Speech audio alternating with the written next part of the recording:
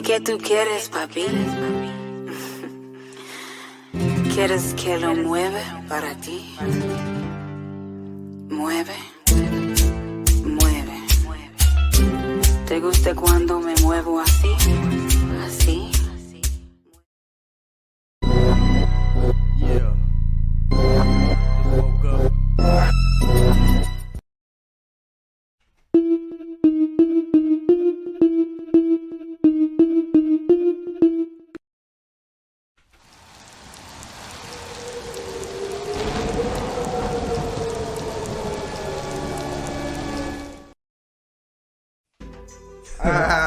Yeah, man. That's hot shit right there, man. So what we gonna do? We gonna dub.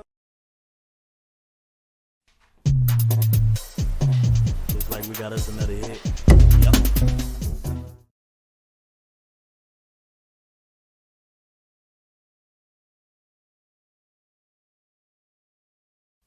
Yeah, you know what I'm saying? KCE, King Chaka. It is what it is, baby.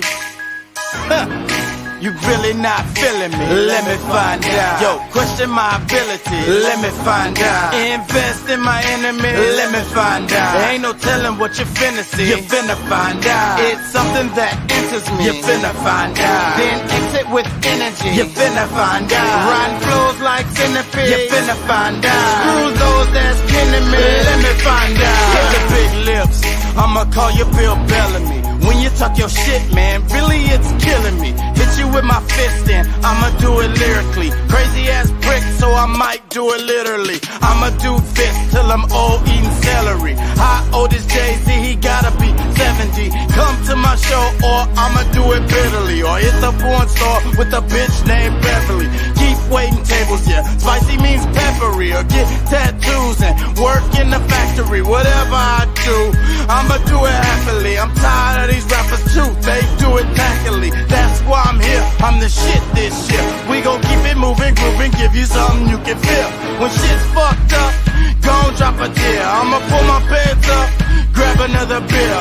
Rap's messed up and I don't have no fear. Attack the chest up, it's a grown man in here. Ask you little chaps, what have you done in the field? Throw your sets up, let them know you're still here. I said you really not feeling me, let me find out. Yo, question my ability, let me find out. Yo, invest in my enemy, let me find out. Ain't no telling what you finna see, you finna find out. Yo, you really not feeling me, let me find out. Yo, question my ability, let me find out. Yo, invest in my enemy, let me find out. Ain't no telling what you finna see, you finna find out. Yeah, bounce, rock, shake, wiggle. We gon' come through and put it in the middle. They calls me fiddler cause I play the fiddle. Checking masters, white pipes, I's a good nigga. Bounce, rock, shake, wiggle. We gon' come through and put it in the middle. They calls me fiddler cause I play the fiddle. Checking masters, white pipes, I's a good nigga. I said you really not feeling me, let me find out. Yo, question my ability, let me find out. Yo, invest in my enemy, yo, let me find out.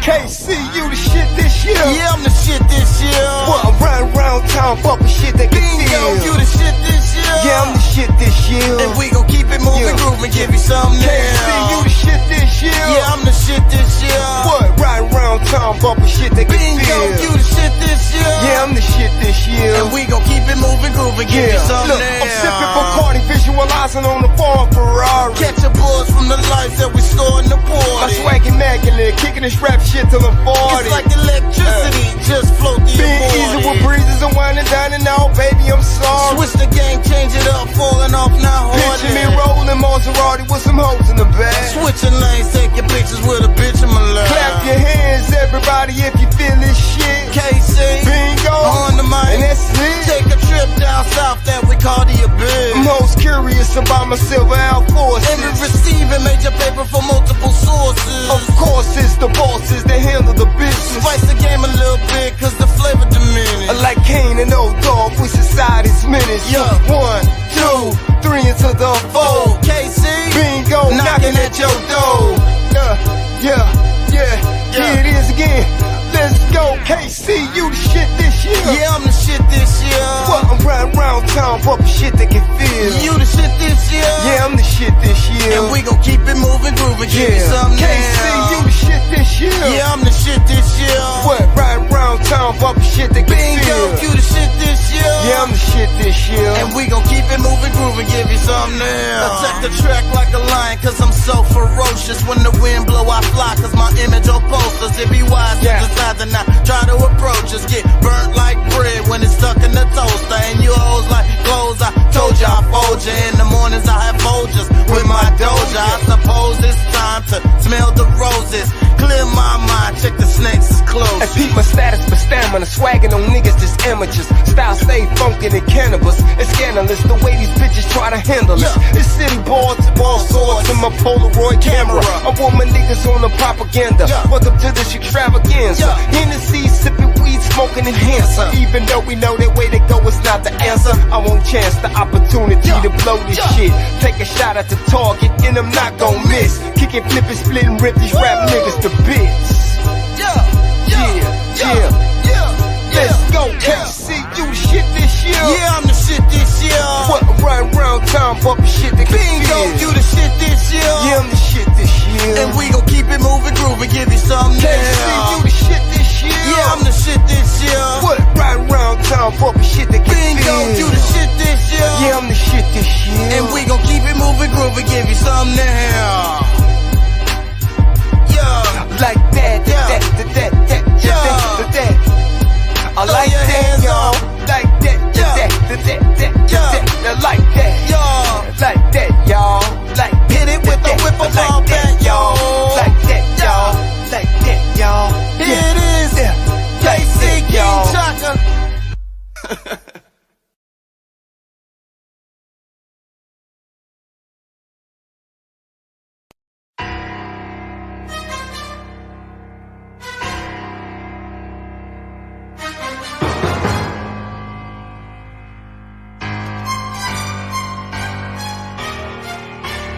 And now, another major production. I'm about to tell you what the real is.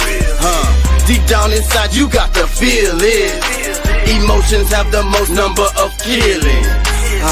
Pay close attention to your feelings. I'm about to tell you what the deal is. And when I'm talking, all I'm hearing is some crickets.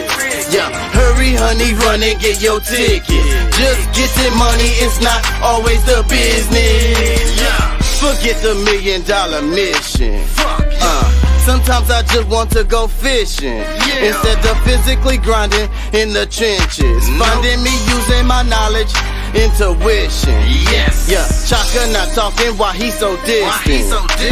Chaka be talking but they don't listen. He's sitting, his brain pumping like a piston. I've been chasing the twilight, now I've been bitten. The city's in my sight as if I was a pigeon. Your role is cast, your dialogue is written, it's past control. You're like a Sims minion, what to do now but roam around in and out of buildings. Seemingly living, touching ceilings, but there's no feeling.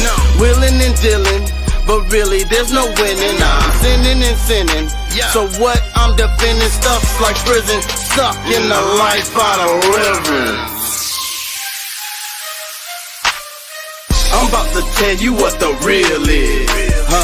Deep down inside, you got to feel it.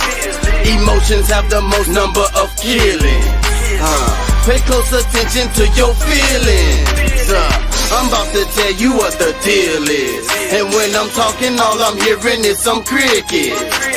Hurry, honey, run and get your ticket. Just getting money is not always the business. They say they do it for the money and the power. I'm just trying to get some peace in the shower. Protect what's mine without being a coward. Watch loved ones take time to breathe in the flowers. I've seen these G's get knee deep in powder because he needs to succeed in ours. Fuck your lifestyle, it's weak and it's sour. Fuck your lifestyle, it's weak and it's sour. Watch I come through and do like I do. Watch he come through and lose like he do. I'm a Hebrew, he just evil. We both hate people and church steeples. One thing certain, demons lurking. They be stressing, we be surfing. She be twerking and it look like it's hurting. I be perping, close the curtain. They give you lithium to get rid of that shit? I'm about to tell you what the real is, Deep down inside you got to feel it. Emotions have the most number of killings, Pay close attention to your feelings, I'm about to tell you what the deal is. And when I'm talking, all I'm hearing is some crickets.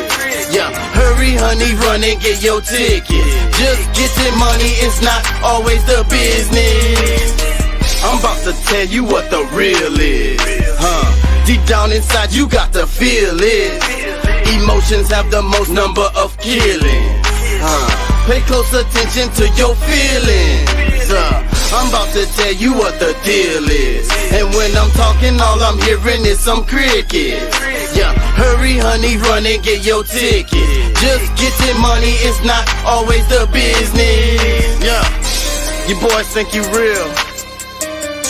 What is real? Whatever it is, it's not you. For real. You know what I'm saying? KCE, we coming. It's the takeover, bitch. Y'all ain't ready. This is some whole new shit. For real.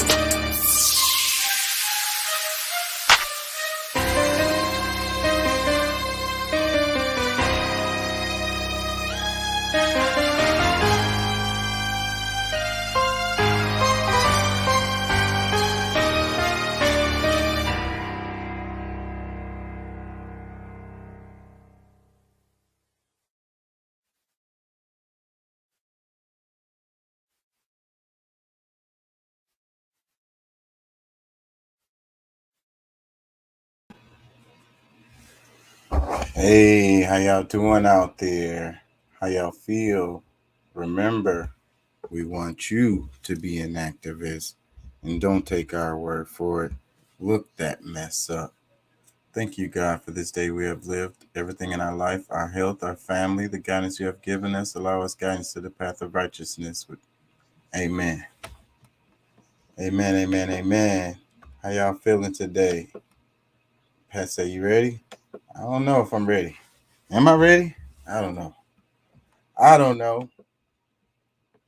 Can somebody tell me what's going on? I don't know. Anyways, how y'all feel? Y'all feel good? We're back again. Another installment. Yep. Time Tells the Truth is the title. The subtitle is... Damn it, my bad. I forgot what the damn subtitle is. I can't even pull it up right here. Whatever. I'll come back to it. I'm a little bit out of it. Just came from the park. And I was freaking doing some jogging and shit. Got some sun in. It was nice. I got to see the sun set. It was nice. Anyways, what's up, Pat? How you feel? Feeling pretty good, man. How about yourself? I can't complain. I cannot complain. Yeah, man. So you back on the road already? Yeah, man. I'm out here. That's what's up, man. Back on the grind. Making that money. Feel like I'm never really off the grind. Yeah, I know. It really is every day. It's really is endless.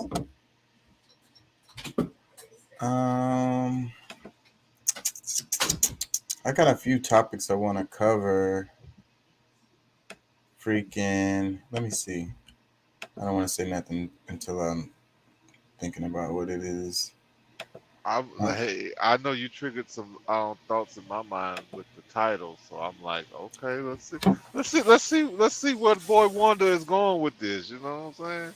Well, okay. Well, what do you think about it then? Well, we can start there a little bit. I want to come back to it, but it's holistic, bro. Like, I mean, it don't matter what you look at. it's holistic. What you like, time tells the truth. Like, I mean, all you got to do is just, you know, I mean, first of all, be paying attention to be able to see the differences. But man, like these people, bro, the ones that we think that like we trust and believe, they a lot of things that they've been saying and doing is come. You know, we able to see more of the truth It's of what they've been saying. it's coming to the light. You know. Yep. Yeah. Yeah, that's what I mean. Oh, numbers don't lie. That's the subtitle. So the title is Time Tells the Truth, and the subtitle is Numbers Don't Lie. Doesn't change a bit. So like there is where if you're looking for truth and you give it time, and if you're looking for truth, you look at the numbers. Because women lie, men lie, numbers don't. Stats are usually pretty straight on. But I mean that people can manipulate different things to make it seem one way or another. So you got to really pay attention to what you actually, because they'll make it seem like it's one thing. Yep. The numbers are honest, but they'll perceive The graph it to be is bad. That's what they do. They put it in bad graphs, and and then they skew because they use certain criterias and they leave others out. So that's another way that they trick you. The numbers still be correct, but they just mislead you with different criterias and different graphs and shit like that. Yeah, so but if you go ahead and dig and look at them damn numbers on whatever topic it is, you're gonna come out with some facts. And ask some questions, because like I'm gonna tell you, a lot of times I can solve my own and other people's problems just by asking yourself certain questions.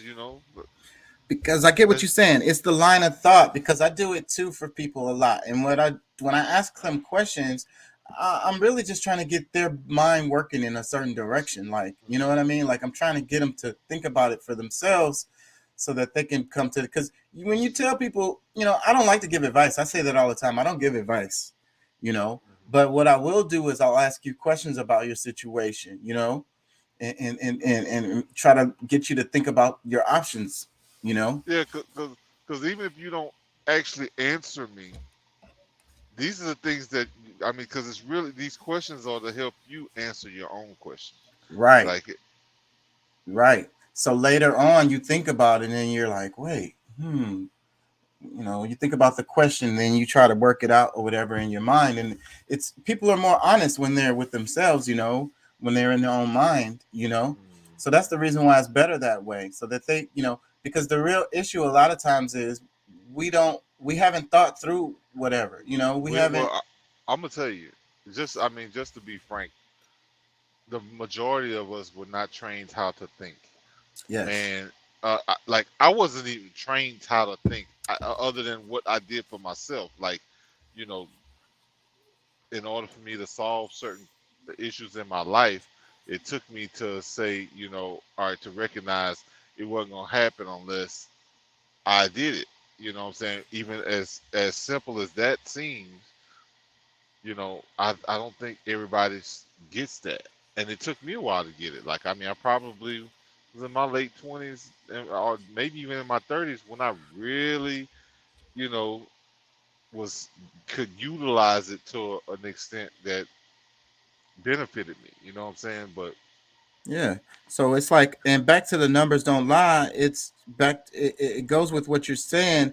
With that's why they teach you math. It's not really about the numbers. It's more about your reasoning skills and your thinking skills, basically. Problem solving type shit, like logically thinking through an issue. So, or even the word problem.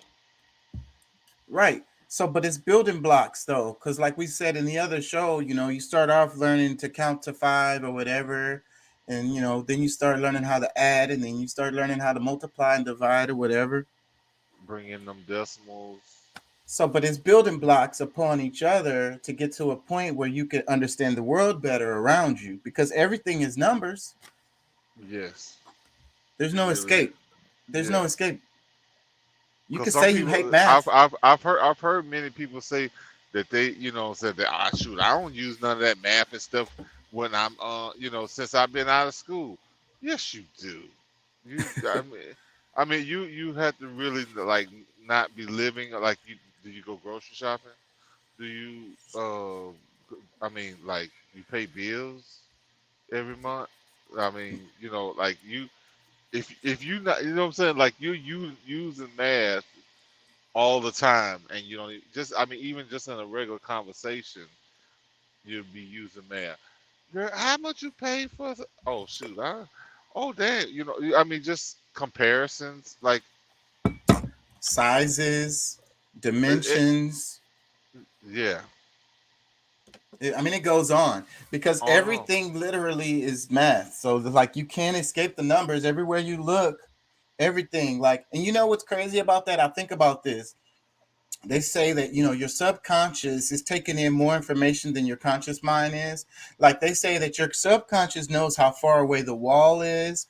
It knows what the temperature of the room is. How high the ceiling. It knows the atmospheric pressure and shit. Your subconscious it has taken in all of this freaking information. hmm That's the reason why you don't bump into the wall, or you know exactly how far. You know where the floor and the ground is exactly. yeah, oh shit, man, look, especially growing up like my mom's house, man, shoot, I could walk through that house, it could be pitch black, like it could be like no light nowhere, and I can go through her house. I can go any room, any part of the house with a blindfold, my eyes closed, that damn near step for step. You know what I'm saying? I know I'm at which room or whatever. Like, so That, yeah, I can that's see that. math. That's all the Yeah. way math. Elliot says numbers don't lie. He says it simply goes back to critical thinking. Yes, that's where hmm I'm going with this. I have some videos too related to this topic. I don't want to get into them right now, but Yeah, that's I want fine. to. Yeah, because we're Look, we're we're we're we're going fast. I want to slow us down a little bit. Um, Check this post out. It says Houston has the highest percentage of infested homes in the nation. Um, but infested as in like insects. yeah, it says the Bayou City takes the number one spot for household pests according to new study. You know what's funny about that? I was watching some a reel with Dave Chappelle, and he was talking about how they had some they said something about some club, some comedy club had banned profanity in in his club, and the different comedians were coming out and kind of speaking their piece about it or whatever, and he, pretty much came. It's like, look, I use profanity because I live a profane life. And it's like I don't have an insect infection and insect infestation. I have fucking roaches. You know what I'm saying? So it was just, I don't know, it was just kind of funny to me, and just the way you just said that, it's kind of Yeah, and it makes me think of that cartoon where it was the guy he had. Was it a cartoon or it had to be a cartoon? The guy he had roaches, but they were like his pets and shit. It was a whole show.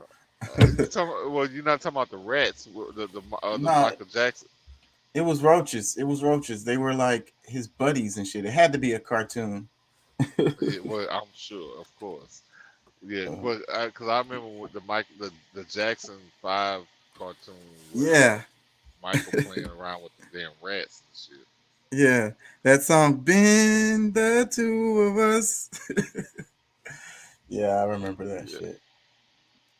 Let me read the caption. It says, "In Houston, we're constantly winning, from topping the charts and having the least annoying neighbors and the best housing markets to being among the best destinations for digital nomads, annual movers, and college graduates. We're racking up top spots in every category, but not every win is worth celebrating. For example, our recent mention as a top 10 city for stressful driving. That's even more evident with a recent study conducted by the real estate software company, in which Houston ranked first among big U.S. cities for the highest percentage of infested homes. It Well, I'm gonna says, go ahead. go. Well, It's just one more you, line. It just says, what exactly is the blame for such high percentages? yeah. Well, that's my answer for you is it's too many damn visitors. Like it's like say, bro, people bring their damn roaches with them on vacation, or they, like say, bro, like even when it comes down to like bed bugs and like all kind of different little things, like people are bringing shit with them when they leave from one place or another. Like some of the roaches, like, oh shit, a ride, we going to such, what I'm saying? Like they know they about to go somewhere, so they'll jump in your damn bag. They'll hide in somebody's purse. They'll, what I'm saying? Like We're going on a shit. trip. It might be in the damn car. I mean, I don't like, but however, like I know that has happened because like I've seen it. Like it actually, like I have bear witness to like a roach coming out of somebody's bag. Mm.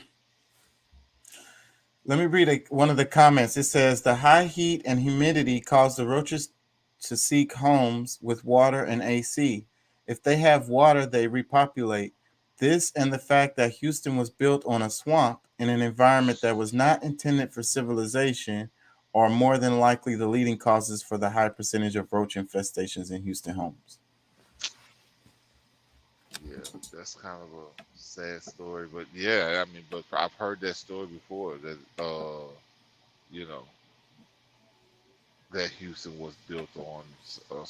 I mean, if you really think about it, I mean, I don't know how many miles away from the Gulf you really have to be in order to be a.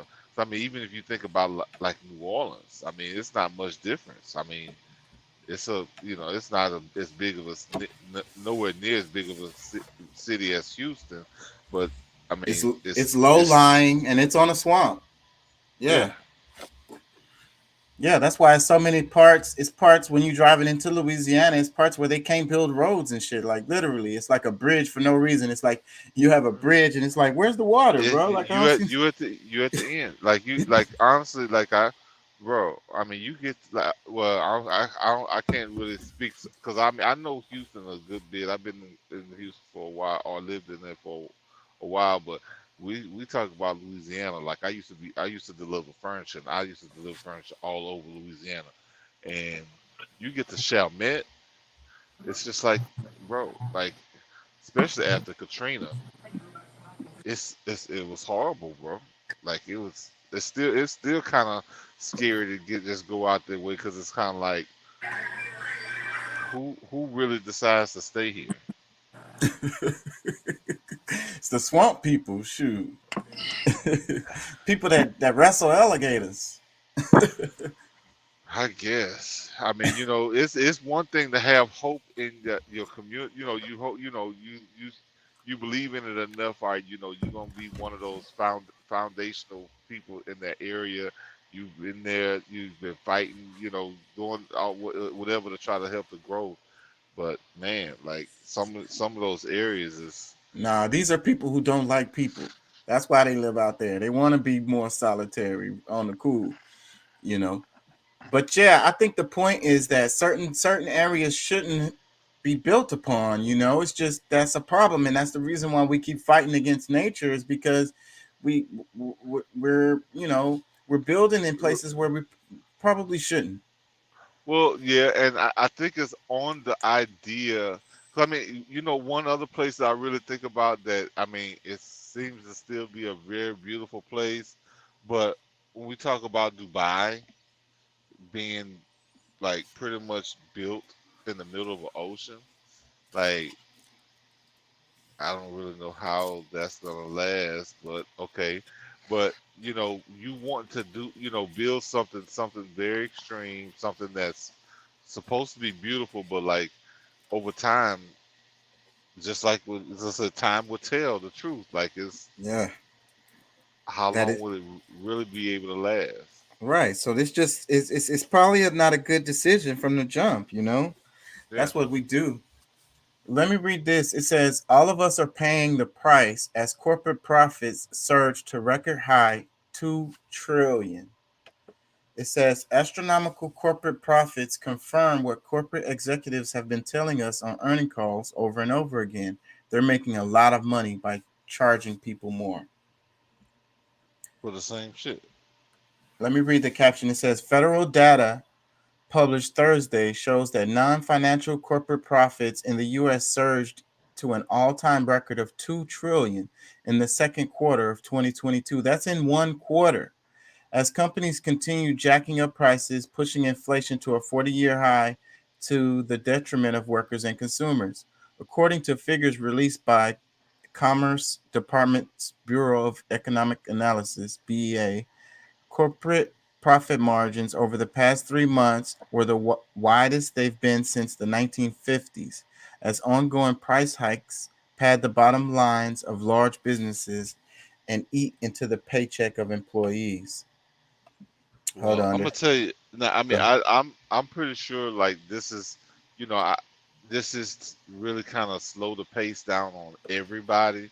But I mean, when you have a demographic in this country that they said spends alone, you know, like 4 trillion a year, like I think it's really to get those people under control because like that's like the richest demographic, and I'm talking about what we quote unquote call black people, you know, have was 4 million, I mean $4 trillion of spending every year all together. Like that's enough to run on a country on of its own. Like there's countries that don't have that kind of money. You know what I'm saying? So they're trying to debilitate, you know, like keep that group of people from being able to grow to where they can, if they can. But you know, it's gonna be tough because I mean, every time they take a new angle, like we always figure out something different. You know what I'm saying? Like our growth will always we will always grow, regardless. Of, you know, some of us will. Some of us will kind of might fall off. You know, because they wasn't ready or prepared. But I agree with like, that sentiment. And it's because we're so creative. Like, it doesn't even matter what happens in the situation. We're just going to find a way. We're going to flip it. We're going to flip the I mean, script some kind of way.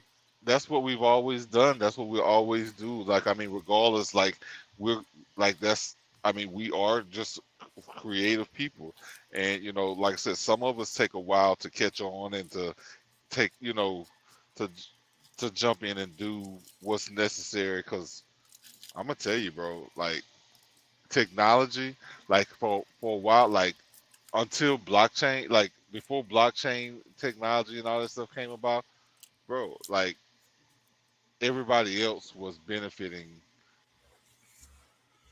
and you know, but now like like I see personally like a bunch of black people who are like I'm telling you, like balling like never before, like even in the recession, like ain't nothing, like it's like knocking dust off their shoulder. And I think that they know how innovative we are and creative we are. And that's another reason why the whole reason why they're doing the pinch, you Yeah, know, is to cut on that creativity, you know, kind of dig in it a bit. Because it will yeah. be more difficult regardless.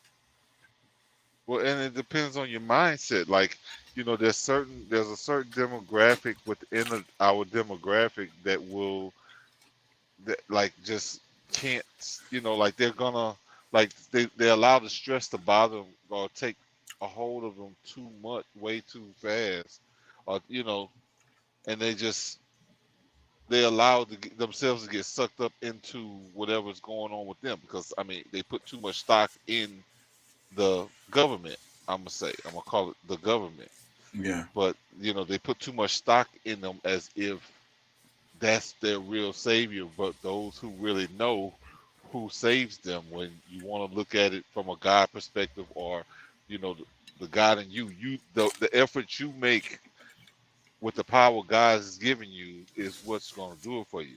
That's the mindset. The ones who live with that mindset are the ones who prosper and grow, surpass whatever the expectations might be. You know. Let me read some more of the caption. It says, "We can argue until the cows come home about the cause of inflation." Chris Becker, senior economist at the Groundwork Collaborative, wrote in response to the new data. But we can't lose sight of the basic moral point that it is outrageous that corporations are seeing skyrocketing profits while purchasing power for so many American households is declining. Bloomberg noted Thursday that with households' budgets squeezed by the rising cost of living, some firms have been able to offset any slip in demand by charging more to the consumers they've retained. Damn, that's so Yeah. cold. Well, and see, the thing is, and I don't think most people don't realize, because hopefully we, we stay strong enough with each other to where we come back and, we can actually make the corporations fall if we stand together enough. But like the whole thing is, like, we're the freest people on the planet, and if they can take us down, everybody else is just gonna kind of fold and fall behind us. We are the gleaming light for the world. It's like they still, like, they expect, things that they hope for and try to, want to be, is what, as us as citizens, if you want to call us citizens, or the people of this land, like they look at us as even to this day, like, I mean, we, no matter how messed up we are, like, we give a lot of hope because of the way we put up a fight throughout everything. But if we fold, that pretty much, like, the rest of the world is gonna pretty And I much. don't and I don't see us coming together because we'd have to come together and not order shit off of Amazon or whatever the hell. But it's gonna be somebody in the group that's gonna be like, I really need that overnight delivery, and Amazon the only one that can do it. Well, I think that we can do it along with certain things, because I mean, it's certain things where the crunch comes. Like, we're, a bunch of us are going, because I mean, that's like a luxury to have, the Amazon and dropping stuff off and this, that, and the other. But there's areas where I think that we could really take control of, where we use what we want to use. Like, if we want to, keep the Amazon and get rid of the WalMarts, and we put up our own little stores and because I mean, honestly, like, we're gonna just replace what is here already. Like, we've learned to live with certain things. We're just gonna replace it with something that's gonna be more beneficial to us, or something that's gonna, because we don't we like I said, Walmart come in, it's just pretty much a big convenience store. Like, we can, we can make contacts with the same with these same people that they've made contacts with, and we just move the flow some to a different place. And That's and that sounds great, and I love it, and really I feel like that's what would happen eventually, hopefully. But the problem is capital. We live in a capitalist, system, so capital wins all day.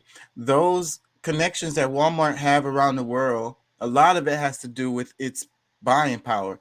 When I was working for this company I used to work for, um, they had multiple chain restaurants under their label, and because of that, they bought a bunch of the same kind of products, like, let's say, shrimp, chicken, or whatever the hell.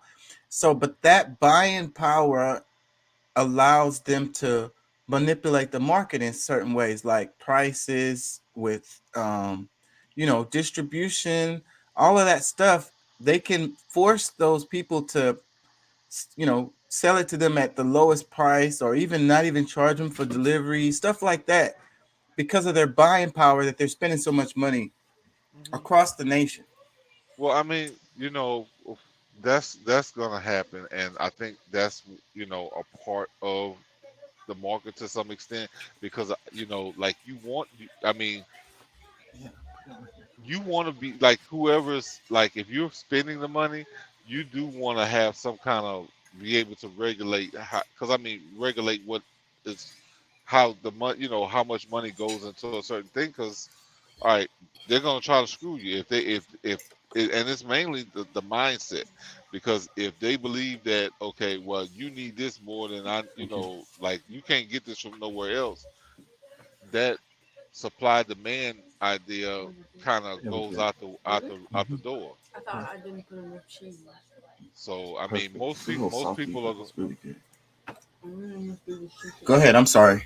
yeah most people are going to try to take advantage of what they can while they can, and I think that if you're spending $1 million a month on a product and you can keep them from going to 1.25 or you may be able to get them down to 800,000 or something like that a month you gotta you know make your mark, you gotta speak up. And so I can't say that that was necessarily like a bad thing, but of course some people get too greedy, don't know when to stop, and Yeah, that's but my issue, my argument is that how are the people going to compete? I mean, other people. humans like us, regular folks, not against against Walmart, against Amazon, because you had the great idea of we're just going to Well, replace these services and well, provide see, them. the thing about that is there are people who want to deal with us more than they want to deal with the ones that they're dealing with. We just got to get into a position where we can speak up. The money, I mean, is not really as the big deal because they know the shit will sell. It's just us being trustworthy enough to be, shit, get your shit on consignment. Shit, shoot. Hey man, let me get about 10. Let me get 10 of them pounds, and Yeah, what I'm that's saying. that's true, but you need startup capital. You need money for the basic stuff. Like you have to pay for that employee that's going over there to hackle for the Well, free stuff. and I know like we're looking at it from how we see the world right now, because like really, like it's not really costing any, like it's all paperwork for the most part. A lot of this shit really is not like real, like especially now, like it's we dealing with fiat. I mean, we can use anything for the trade. Like it's bro, like I don't know, like I guess based on my understanding of what this whole matrix really is, kind of makes me feel like okay, it's really no big deal because as long as we can make the connections with the people who have the product and we have a medium to sell the product, the rest of it don't really matter. I mean, at some point we gotta take this shit over. I feel you, man. But like I say, I'm a damn anarchist. I want to burn it down first. Nah, Let me I don't want to burn it down. That's I mean shit. I just really want to like hit the ones that need to be hit, get them the hell out of the way, and we start working together and doing things that it's gonna take a while because I mean some people are just too caught up on like they prefer the other people to be in charge because they scared of the actually doing the work themselves, but they'll come around. Ain't no biggie.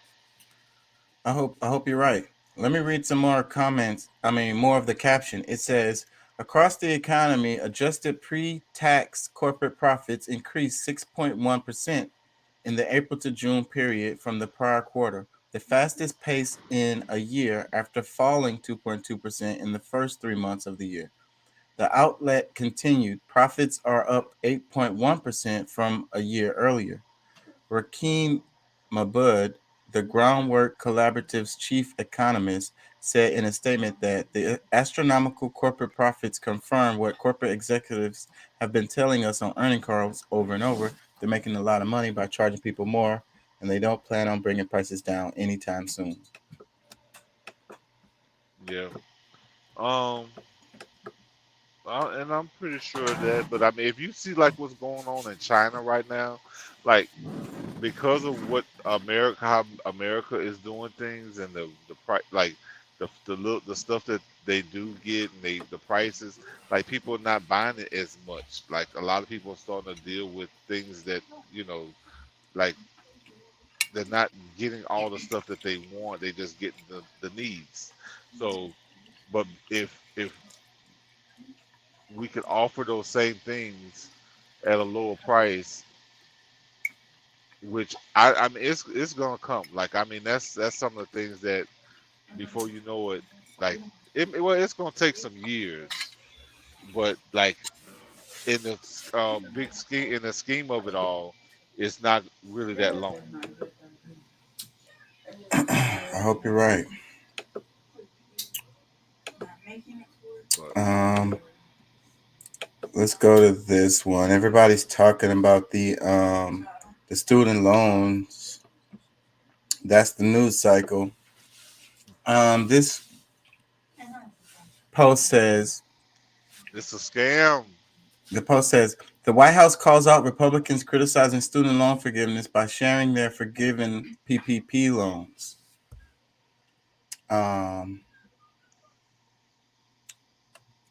There's a caption. It says Congresswoman major retailer Green had 183,504 in PPP loans forgiven. It's a tweet underneath that. It says Green, for our government just to say, okay, your debt is completely forgiven is completely unfair. And they got a clip from her. Taxpayers all over the country, taxpayers that never took out a student loan, taxpayers that pay their bills and you know maybe even never went to college or just hardworking people, they shouldn't have to pay off the great big student loan debt for okay. But for our government just to say, you know, okay, well, your debt is completely forgiven. Obviously, they have an agenda for that. They need votes in November. So the timing is a pure coincidence there as well. But it's completely unfair. And taxpayers all over the country, taxpayers that never took out a student loan, taxpayers that pay their bills and you know, maybe even never went to college or just hardworking people, they shouldn't have to pay off the great big student loan debt for okay. Okay, what you think? You know, I hear. I mean, you know, like I could take the conversation either way. I mean, I live on. I live kind of in the middle. Like I'm not paying for it, and I already like the student loans I took out, I paid for. So I mean, I'm like, okay, if I was a taxpayer like that, then maybe I would be more upset. But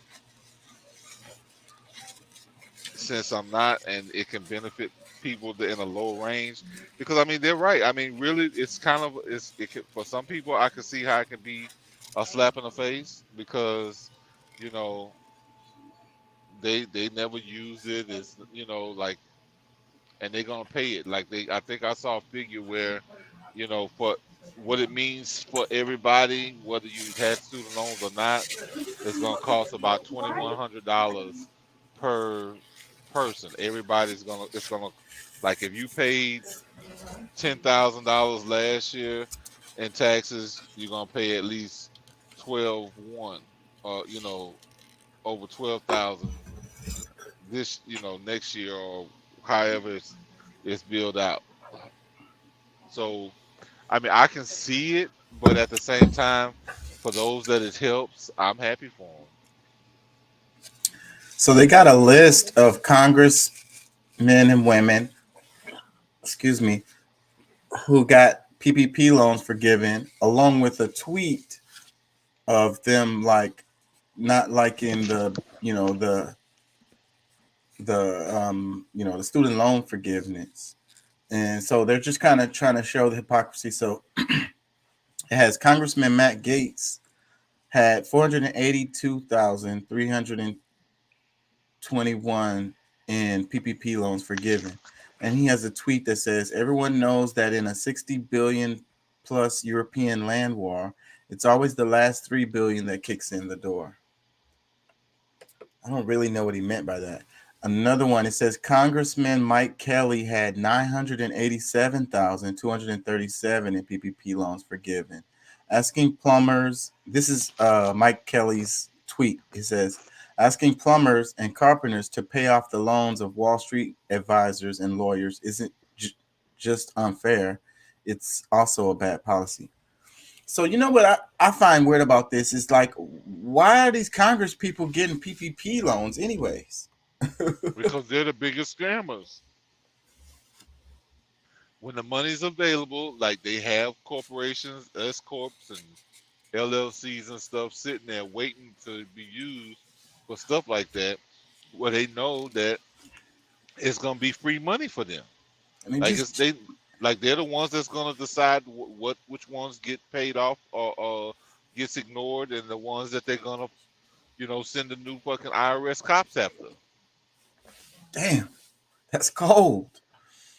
It says Congressman Mark Wayne Mullen had over 1.4 million in PPP loans forgiven. Damn, this dude dug into his pockets. Man, we didn't even got to talk about. I mean, the Waltons, what kind of money they got, and they didn't need it. Walmart, probably Target, Amazon, the NBA, like big corporations who didn't need a dime got money just to say, because money was given out. See, that money, if the smaller businesses, the ones that, because I mean, a lot of the ones those businesses that closed up, they weren't already in the know like the big corporations that's been planning this stuff. They weren't in the know to, all right, okay, like the biggest corporations already had paperwork filled out and just wait until they passed it, and then they flood the damn SBA and whoever else that's in control of distributing funds. They hit them the first 2 days, 3 days, like billions of dollars are gone before like the people who really need it can even get 100,000 or 200,000 just so that their business can be fit to still, go into this new world. You know what I'm saying? I don't know, bro. It's messed up, man. I feel you. Let me read a couple more of these. I'm kind of beating a dead horse, but let me read a couple more. This was Mark Wayne Mullen's tweet. He said, we do not need farmers and ranchers, small business owners and teachers in Oklahoma paying the debts of Ivy League lawyers and doctors across the U.S. This placed undue burden on those already suffering due to the weight of Biden's failed economic policy.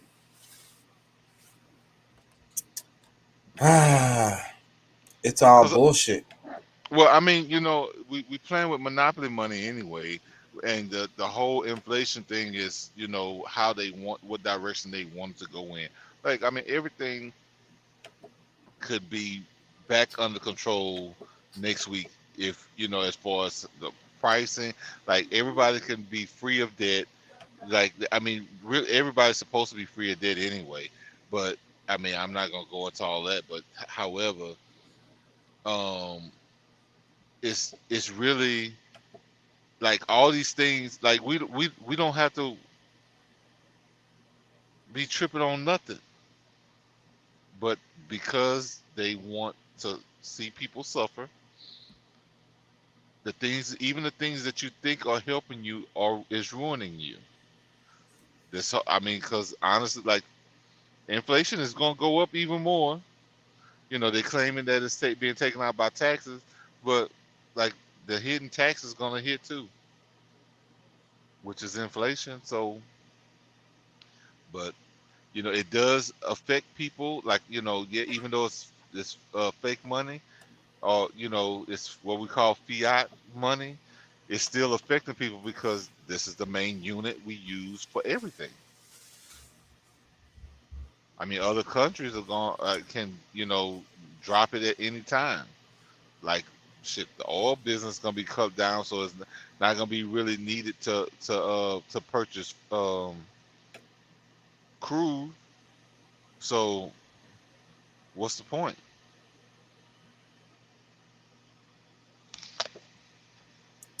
Yeah, and people believe in it, so it makes it real. So you get up and go to work every day, every to be able to get some, whether it's the electronic kind or the actual kind you pull out and fold. So yeah.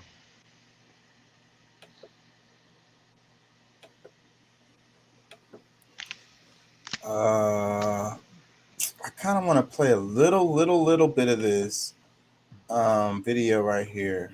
I don't want to play much. It's only it's 9 minutes, but I don't want to play it all. When did Deuce get here? He came in a few minutes ago. While we get someone to help you. Oh, I've been in here, man. What's that? What's up? I hadn't even really looked at my phone. Shoot, man, ain't nothing much, bro. Nothing much. What's going on with y'all? Shit, up here talking about the BS. That's how they, we watching them dig in your pockets. Shit, mine's too, and everybody else's too. Yeah, they definitely different. And what Pat was saying, like, because I'm doing it. Like, I buy different stuff now when I go to the grocery store. They didn't change my damn spending habits, bro. I buy different stuff than I used to buy when I go to the grocery store now because I look at prices a lot more now. It's fucked up. Yes, sir. Anyways, right here, this video, it says universal mathematics. All life on Earth is bound by one spooky algorithm.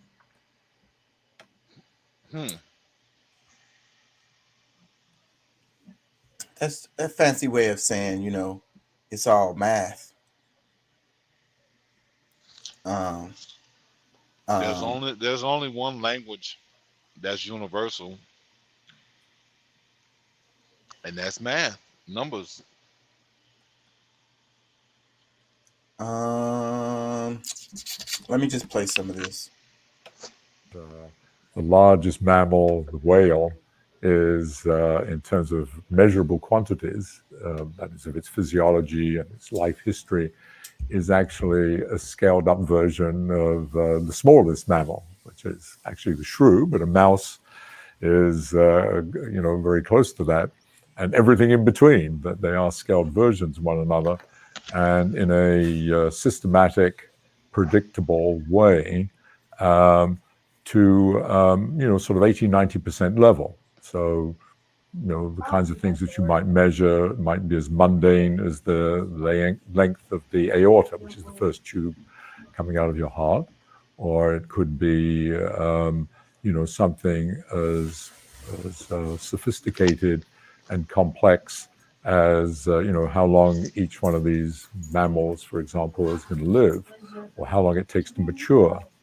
All of these things scale in a very predictable way, and they scale in a way that's non-linear. So even though it's simple, it's highly non-linear, and that can be expressed in the following way. So perhaps the most well-known of these is the scaling of metabolic rate. And metabolic rate is maybe the most fundamental quantity of life, because metabolic rate simply means how much energy, or maybe just how much food, does an animal need to eat each day in order to stay alive. Everybody's used to that, everybody's familiar with that as sort of roughly 2,000 food calories a day for a human being. So you can ask, what is that for different mammals? And what you find is that they're related to one another in a very simple way, despite the fact that metabolism is maybe the most complex physical chemical process in the universe. It's phenomenal, because metabolism is, taking essentially almost something that's inorganic, and making it into life. So so here's this extraordinarily complex process, and yet it scales in a very simple way, and you can express it in English, it can be expressed quite precisely in a very simple mathematical equation. But in English, it's roughly speaking that every time you double the size of an organism, from say 2 grams to 4 grams, or from 20 grams to 40 grams, or 20 kilograms to 40 kilograms, or whatever, and just doubling anywhere, instead of what you might naively expect, double the size, you double the number of cells, roughly speaking, therefore you would expect to double the amount of energy, the amount of metabolic energy you need to keep that organism alive, because you have twice as many cells. Quite the contrary, you don't need twice as much. Systematically, you only need, roughly speaking, 75% as much. So there's this kind of systematic 25%, 1/4, savings. And it turns out that anything else you measure, as I mentioned a moment ago, scales in a similar way, with this sort of 25% rule occurring in some interesting way. So, for example, if you take mammals, we have beating hearts. We have a circulatory system with a beating heart. So every time you double the size, there's a systematic decrease in heart rate. You know, as most people are familiar with, an elephant's heart beats much slower than ours, and much slower.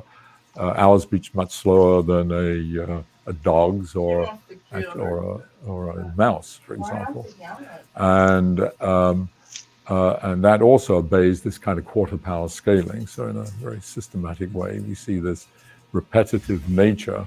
And what is amazing about that is that each animal, each one of these animals, and by the way, it's not just true for animals; it's also true of plants and trees. But each one of these organisms,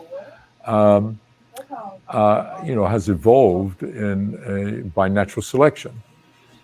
Each subsystem has evolved evolutionarily by natural selection. Each cell type, each genome that comprises of the organism has its own unique history. That has ended up being this particular organism.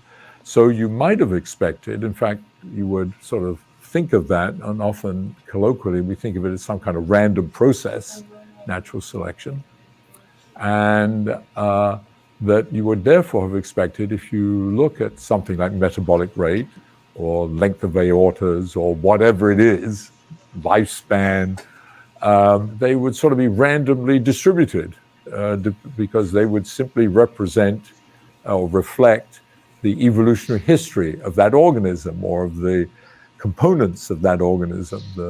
And quite the contrary, as I say, it's not that. Somehow, natural selection has been constrained by some underlying principles. And what I have spent quite a lot of time thinking about and developing a theoretical structure based on underlying principles and put into a mathematical framework for understanding where that regularity comes from and why it should be this number 1/4. Where does that magic number 4, so to speak, arise? And the work that I did with some marvelous biology colleagues. Okay, I know this is heavy. Did y'all catch any of that? Well, I think that that conversation is always very intriguing. I mean, like I'm kind of studying that now myself with me trying to lose weight, and the different chemicals and things that my body produces based on what I'm eating, and like it's yeah, I can totally hear him. Yeah, when he was talking about metabolism, and then the part they talk about natural selection, and then he's saying it's guided by some underlying rules, principles, yeah, underlying rules and principles. So those are universal laws. That that's God right there. Yeah, it really is. I mean, say, bro, if you really think about it, I mean, just the idea, or if the difference between eating a piece of bread and eating some fruit makes a totally big difference within your life for the next couple hours. Or you could say the rest of your life. You could also say it influences your child's life if they were born after you ate that piece of bread. Well, I mean, or even like if that's the chemical makeup that's going on through your body, if you exchange that seed to the woman, yeah. I mean, because I mean, if you really break it down, like even like if you think about a pregnant woman and the things that she eats and what that child comes out to be, you know, how it affects them when they come here to the physical world, like it's very, you know, like that's something like a whole nother generation that you're bringing in based on, you know, that paradigm, that, you know, in that moment, whatever it is that you're doing. I mean, even like through the whole, like the first trimester, second trimester, third, you know what I'm saying, like the different effects that it has on that child. Like it's, when you really look at all of the possibilities, bro, like it's like you just, I mean, it leaves you speechless to some extent. Telling you, man, that, you know, the more you think about it, it'll have you, you know. It's to end this conversation, really. I said it can have you speechless, or it's just gonna have you asking more and more and more and more questions. You know what I'm saying? Well, what if this, or what if that? Like, I mean, Yep. And this is the stuff that we should know a lot more about: metabolism, you know, nutrition, herbs. Like, you know, our ancestors knew about this stuff. And we really should know about this stuff. I mean, like, what is more important than that? bro, and honestly, like, there's not really much that is more important than that. I mean, you know, we can, you know, if we're just talking about just living, you know, without the worries of defense and this and that and the other, yeah, like that's probably like the most important thing that you learn. It might still be the most, regardless. I was about to say, because you can't even fight if you don't have no nutrition. Like, you know what I'm saying? You can't set up no defenses, or you can't even, like, nobody is doing that. You don't even think clearly if you don't have the right gut. I mean, even, you know what I'm saying, like my stomach is out of order, so I know, like, if I really, like, when I get my stuff, like, really, because I'm working on it every day, and it's been doing it for some months, and you know, I've had, you know, some really good weeks and had some bad weeks, but I'm getting to a point where, you know, a lot of that stuff is behind me, and I know I have my goals set, and I'm moving in a good direction. You know what I'm saying? But it's really, it takes consistent work. Like you have to be truly mindful all of the time. Like you have to prepare to be, you know, if you're gonna really do these things the right way. Because I mean, especially the way the diet is set up, like what we were taught when we, well, you know, the few things that we were taught when we were coming up, is, you know, from childhood to now, man, you need, all of it needs to be flushed. I was about to say, it's probably mostly wrong. But let's think about this. Okay, the universe is mind, right? And then they say that you have a brain in your stomach, right? Like some people say that might even be your primary brain over the one that's in your head. Yeah. So, but then back to what you were saying about nutrition and thinking clearly based on these stuff that you put into your system, or how healthy your digestive system is. Yeah. Because that, I mean, that's really the most important thing, because if your digestive system is not working properly, like the rest of your body is in like pretty much like fight or flight type.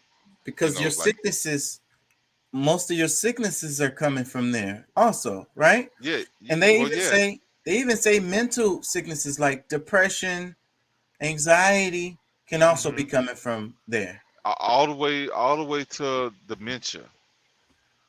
I mean, the anxiety, depression, like different little things like that. That's the beginning processes of a bad gut. But shoot, if you think about a gut that doesn't get repaired, that's where the whole dementia thing and And then you know well what this makes me it think of? starts off as brain fog, but over time, like you just in a loop. Turn into Alzheimer's or something. You know what? It makes Yeah. me think about the spiritual war too. So it's because look at all of this stuff they're putting in our food, and then they got us on this treadmill, hamster wheel, Bro. running around, and we eating this trash because we're in a rush and we don't have time, and so forth and so on. So think about the spiritual warfare. We're talking about the universe's mind. We're talking about our gut related, our nutrition related to us thinking clearly. So if you want people who are in a fog, that way you could control them better, right? Of course. And see, that's one of the things I ain't gonna like. I gotta give credit to the chief. Like this, he's like his conversations that we like when he comes on and he talks, especially about nutrition. Because I mean, he's a biochemist, so I mean, that's his thing. So when he gets into that, like that's how he sees it as war. And this is your defenses against in war is to eat right. Because like if you don't, like like you're bound to fail. And even if you take it to the simplest terms of war and go all the way back, what did they used to do? They would cut the little town off, or they'll cut the little part of the army off and surround them, and then just camp. They know, Yeah. they know that it's a wrap. They're gonna run out Well, of food at some point. something gonna have like if shoot, it could mean one or two things. Because yeah, they might fall back, they might start, like dying off because they're hungry, or you about to see real men and women that's about to come out of there like, nah, you ain't cutting me off from shit. I'm about to cut your freaking throat. And You know that's what I'm what brings it all to a head and brings it to an end, one way or saying? another. Yeah, I'm not going out like that, and I know that look. That's my food that you trying to block me off from. But mm-mm. It's like my Yeah, baby's got to eat. you know what I'm saying? What a mama and a like that's a scary sight, bro. Yeah, but that's war. But no, that's what I'm saying. Like when Yeah. you push, I mean, of course, men are, do the same thing. But I'm just saying, like, if you push a woman to where she feel like she got to do it, man, you in big trouble. You got to fight on your hand for real. Yeah. I like this. I like this train of thought right here. Um, how can we tie this to time tells the truth? You know, our what if we were eating fresh, in season, local foods and not over consuming, and drinking clean, spiritual water, like what I mean, not traumatized water, you know. Uh, what kind of I don't know. I don't know where I'm going with this. My brain is all over the place. Well, I mean, there are solutions, and it's probably very extremist ideas that I'm just gonna kind of just leave for everybody else to kind of think of on their own. But like, there's really maybe only one to two solutions, and I mean, we got to get rid of the evil, the ones who that you know don't mind trampling over, you know, like if you believe that you're bigger and better than the people you serve, like you know what I'm saying, you are the problem. You know what I'm saying? Like you know what I'm saying, our government is supposed to be there to serve us, but they're trying to position themselves to get rid of us to give themselves more uh more life, or like freedom, or I, after this is like I don't even know what they want. Like they got everything. What could they want more? You know what I'm saying? Like, what's the more that they want? That's the part that I truly have troubles really clearly understanding. Like, I mean, I can guess all day, but like me actually hearing or knowing, like, from them, Because honestly, I've thought about it a lot, and it's money is not it. It's something else. Because money is, people say it's greed, but that's not driving this. It's something more than that. I would say it's more hatred than anything. You know, like there's gonna be like there's other people that's gonna have to, like, for the people that they really hate, like there's other people that are gonna have to suffer just because, you know, they're following it with their plan.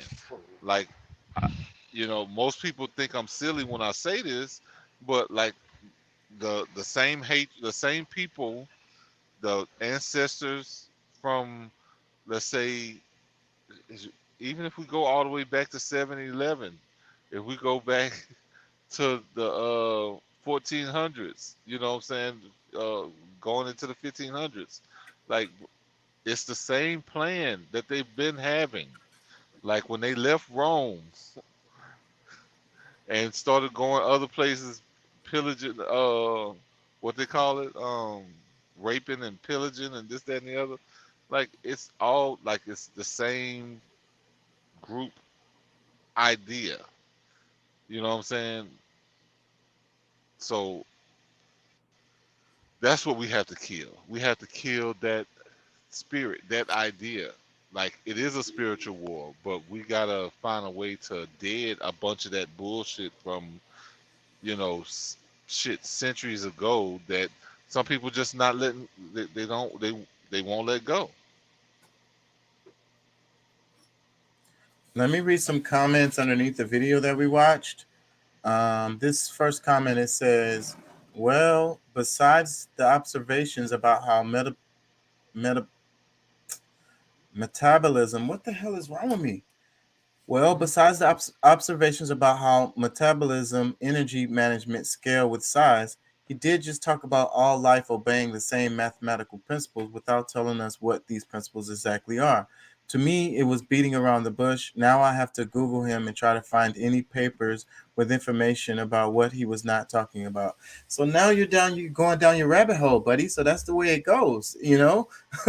Follow the little white rabbit. So now you're going to actually learn some stuff. So because what I heard him, he did explain what it was. He was talking about that 25%. He was talking about it when it doubles, instead of being 100%, it goes to like 75%. So, and he said that is the thing that occurs across everything.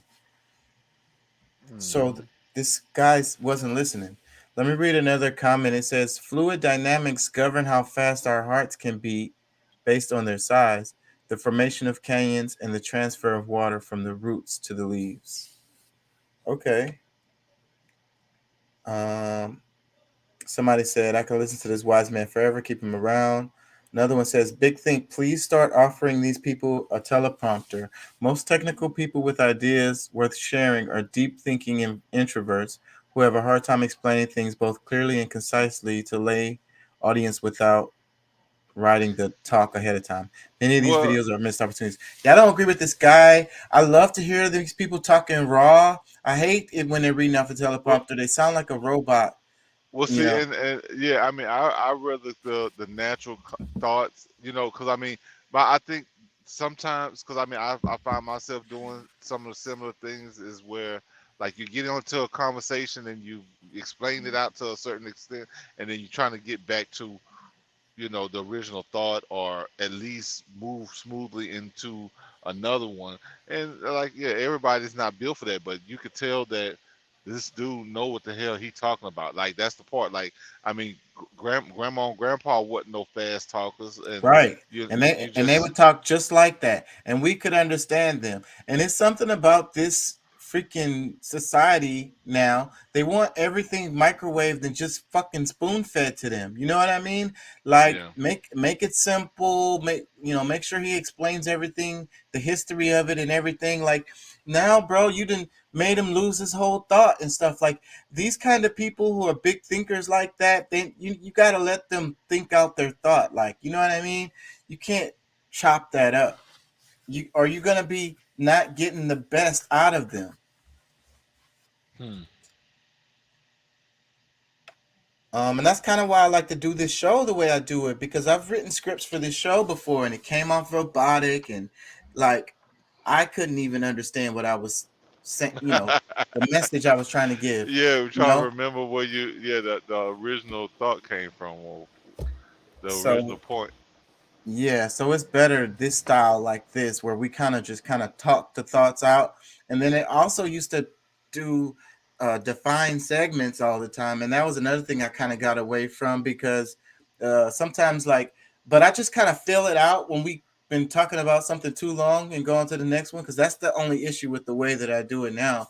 But before, I would just kind of cram a whole bunch of information and then move on to the next topic and then cram information, and it people don't consume that way. They consume with like a regular conversation like the one that we're having now. Yeah, something that they can be a part of, I think that a lot of times when it's all designed and created, like you're forcing it down people's throat in one way where, if somebody can actually kind of, the slow talk actually gives you time to think while they're talking. You know what I'm saying? Like just the regular conversation, they're able to just kind of pull those jewels out.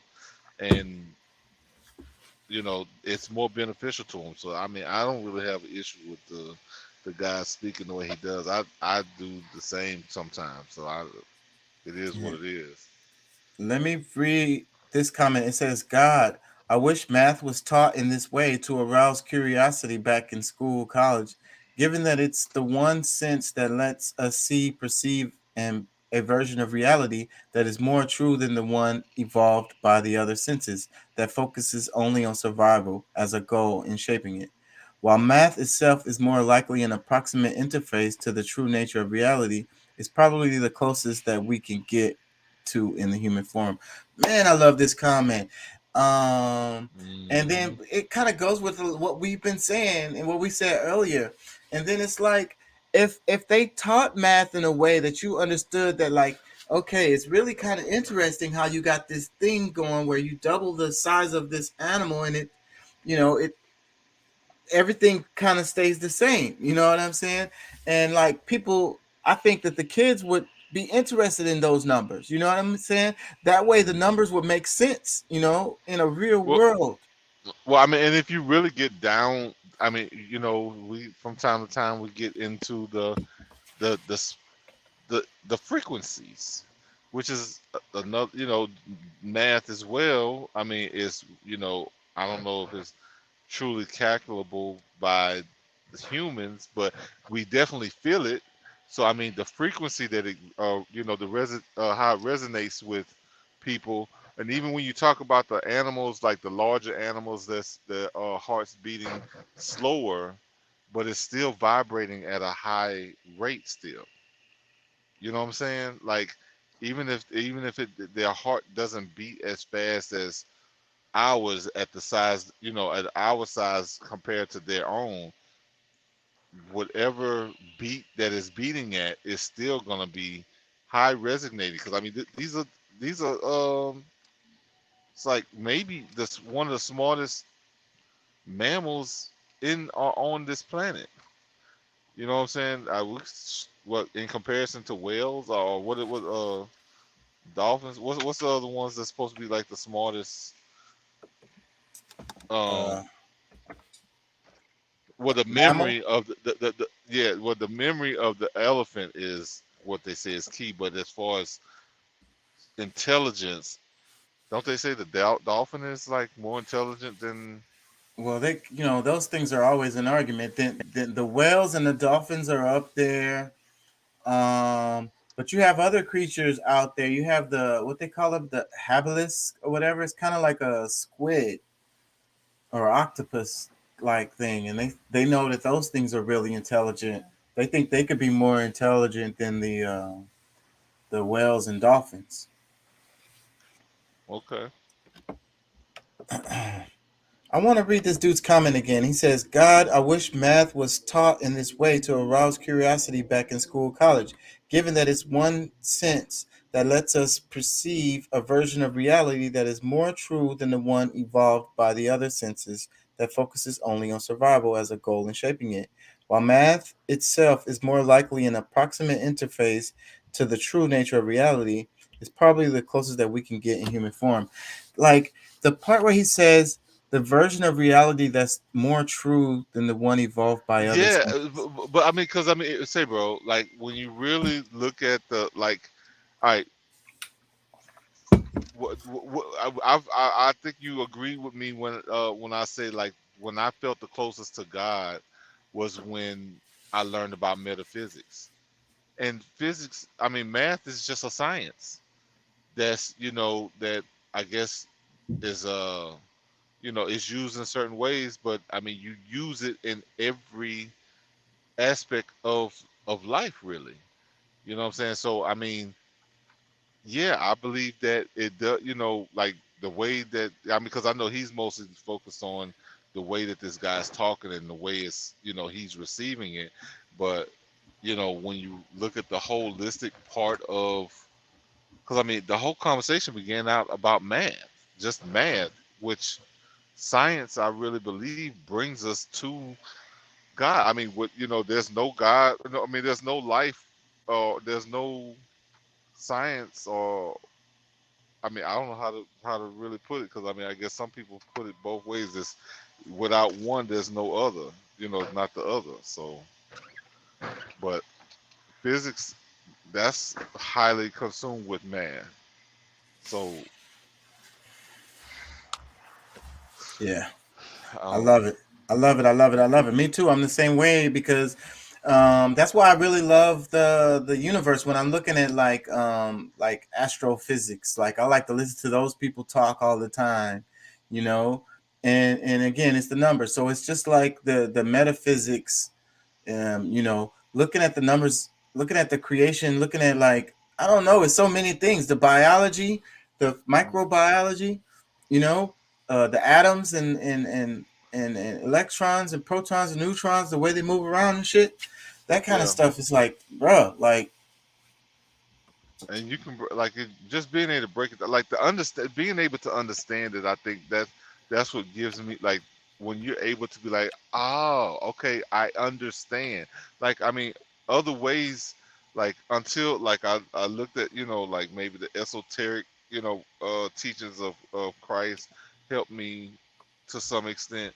But when I got more into metaphysics and you really look at the depth of how certain things move and like it gave so much more clarity. And people look at like you can't just make God into a science, but I mean, but no, God made the science. Like he made you that whole idea is what makes anything in the world make any sense. You know what I'm saying? So, but and it's not Scientology, people. Like it's really not. Or what's the other one that people get Life is short. It's ending 1 minute at a time. Why waste it? Sorry, go ahead. Huh? No, I was just laughing at what Pat was saying. It's not Scientology. It's I mean because that's a religion too.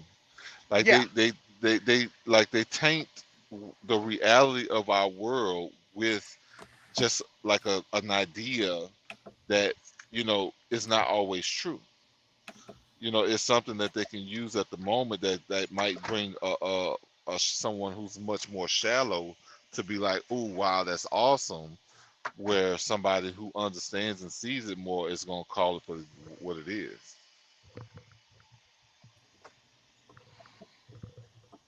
Yes, sir. Wait, can y'all hear me? Yeah. Okay. TikTok. Having some technical difficulties. I had a video about something related to the time thing, but I don't forgot what the hell I wanted to talk about with that. But y'all saw that movie Fight Club? Yeah. What do you think Fight about that Club, movie? Fight Club. I thought the dude was crazy as hell, but you know, at the same time, I guess I mean, shit, the world brings on certain things to where I guess it makes it easy for some people to, to go beat up somebody or even get their ass whooped in order to feel at peace. I mean, or you beating yourself up to be at peace.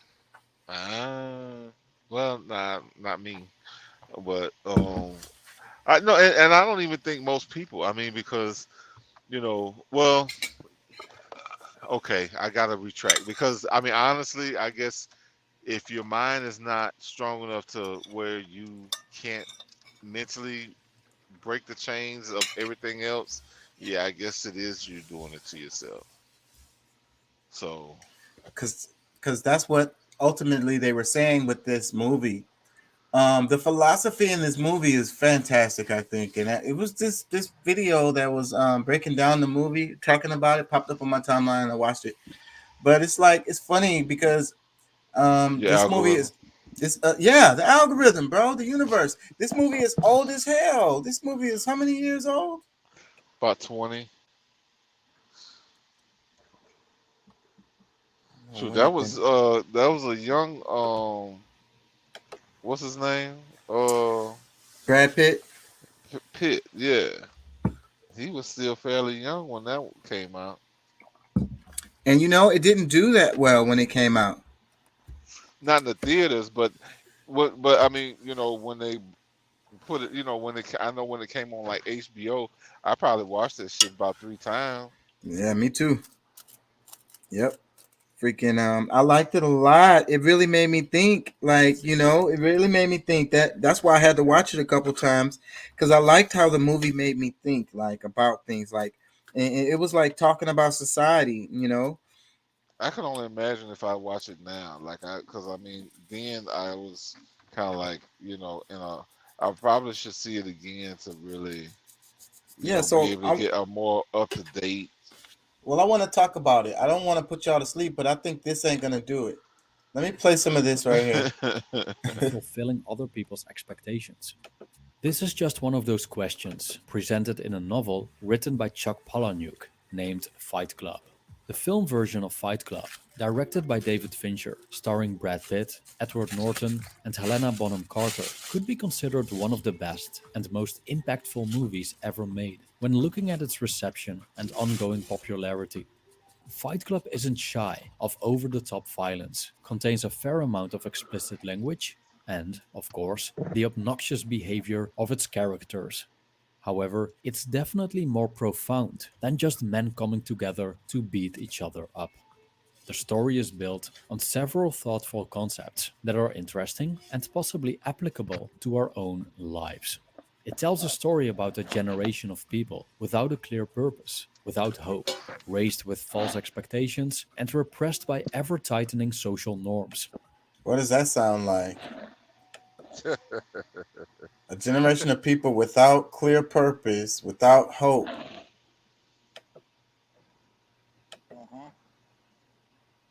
Sounds just like today.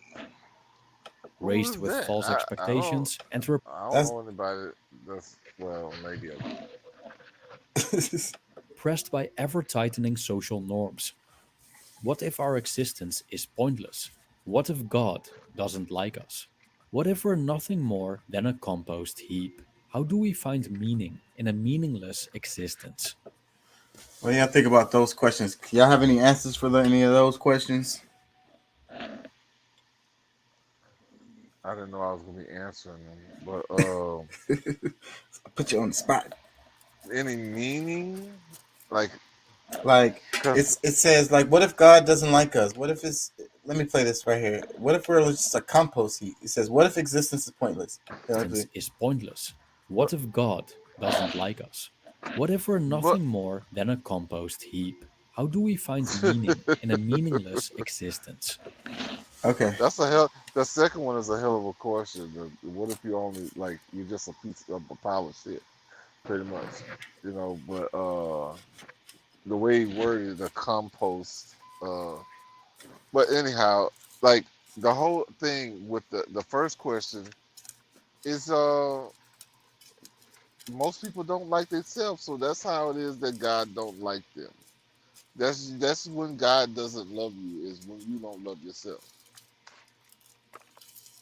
That makes sense. Some people will fight you tooth and nail about that, what you just said. Well, tell them, God bring it loves you no on. matter. God loves you no matter what, sir. What are you talking? That's Man, if you a little nonsense. bit, if you's a bitch and you're not gonna do anything with your life, you gonna complain and cry and whine the whole time. He don't think much of you because I mean you are God.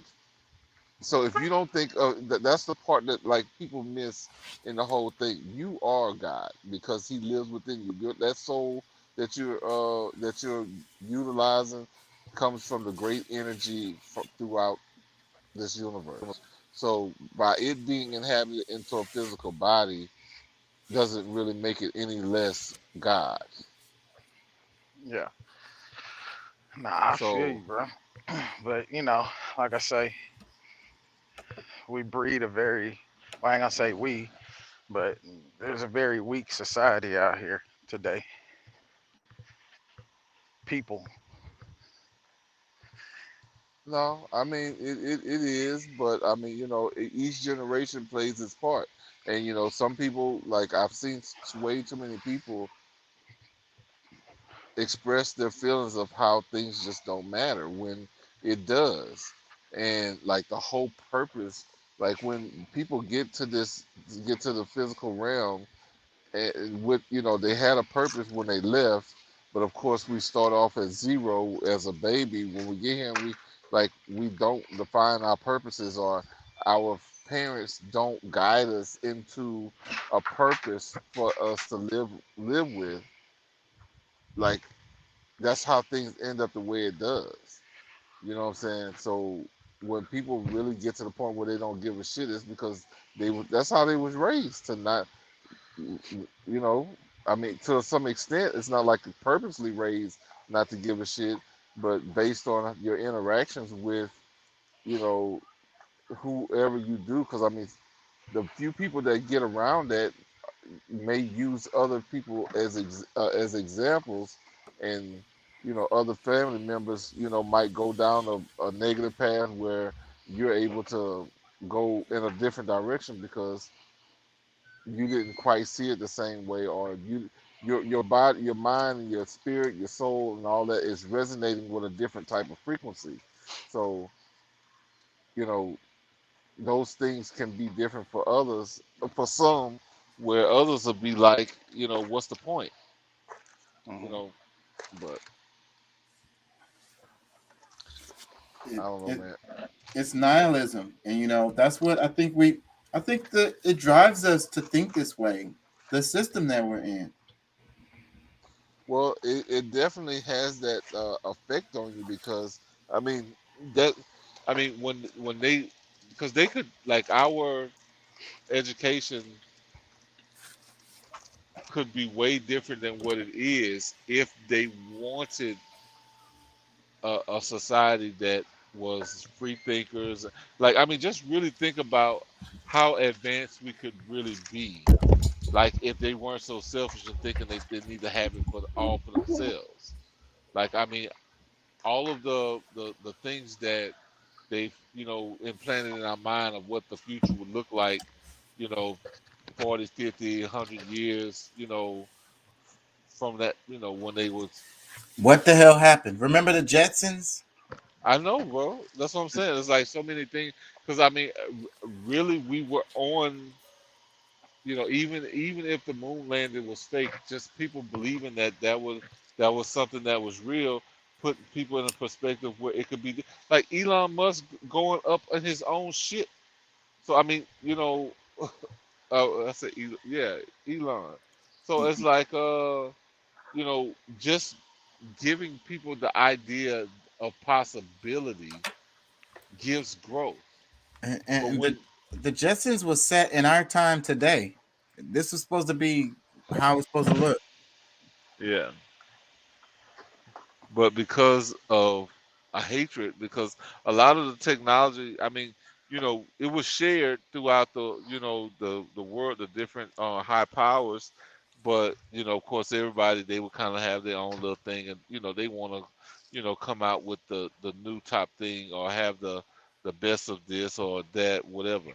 And I think that because you know the small mindedness of leaving people out and I need to gather all this stuff for myself because this, like, bro, like, that's not how a world really grows. I mean, if you're stagnating the life and blood of the world, the people, like, you're stagnating you're stagnating the earth, period. Period. Let me play some more of this.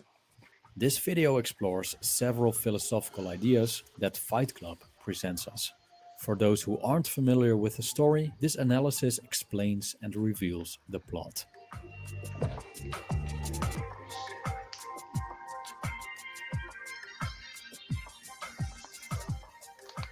The story of Fight Club revolves around three main characters. It's told from a first-person perspective by a nameless character that's commonly called the narrator, who has a dead-end white-collar job at a major car company and has fallen prey to what he calls the IKEA nesting instinct. Dictated by social norms, he walks perfectly in line like a docile sheep, which translates into an inauthentic, repetitive, and empty life. He Blue suffers pill. from a bad case of insomnia, which causes him to be neither fully awake nor fully asleep. Don't that sound like the Sometimes Matrix? he entertains. Does that not sound like the Matrix? Well, to some extent, because I mean, this is somebody, because I guess this is a different version of the Matrix. Really, Fight Club is because he's walking in both. He's walking in both sides of that light of his, his dim dark side and his side, his light body. Like, he feels alive when he's fighting, getting his ass whooped or whooping somebody's ass. But when he's living kind of in a collapsed world, like a Half sleep and half awake. yeah, like, Half so in I a mean, dream and half in reality. yeah, or well, I mean, because all of it is reality for him. That's the part that I think that really is significant about all of it, is that these are both realities for him. It's just that he doesn't really know how to make both of these people combine. Which is what we have to do. That is our struggle, right? In the know thyself, because we have to know our shadow self, right? Yeah. Oh, you got to do your shadow work in order to really get it, get there. And that's gonna be some mud, dirty stuff. It's ugly. It's ugly. You got to accept a lot of things about yourself and do the work to bleed it out of you, or to really you're not bleeding it out of you, because I mean, that's the thing about really being a real warrior, is that you can kill in a moment, but to be able to be strong enough to suppress it. Right. Because, That's what I was gonna say. You embrace it. Actually, you embrace it, and then it no longer has that subconscious control over you no more. You have control of it, so you can use it when necessary. Because, like I say about the knife, a butter knife, you can use it to spread your butter. You can use it to cut somebody's throat. It'd probably be hard to cut somebody's throat with a butter knife, but you could stab them in the throat. But my point is, you have the power over it. So you can use it as you wish, and sometimes it takes something like a knife to get the job done in what needs to be done in that moment in time. You get what I'm saying? Maybe you need to stab somebody in the neck with a butter knife. Maybe that's what needs to be done. It happens. So you need to have control over your shadow self so that you could take care of business when it's time to take care of business. Yeah, and that's the thing, because I mean, there's many situations where it would be easier to, run off and, not accept the growth, because like I think a lot of people realize that they have to do so much and how much is what is gonna, how much real work it takes, and they'll just say, even though they've come to the light and they've seen it, they'll turn around because they don't want to work that hard. They're lazy. You know what I'm saying? Like, Tell you, man. That's what it be coming down to. And I hate that. Let me play some more of this.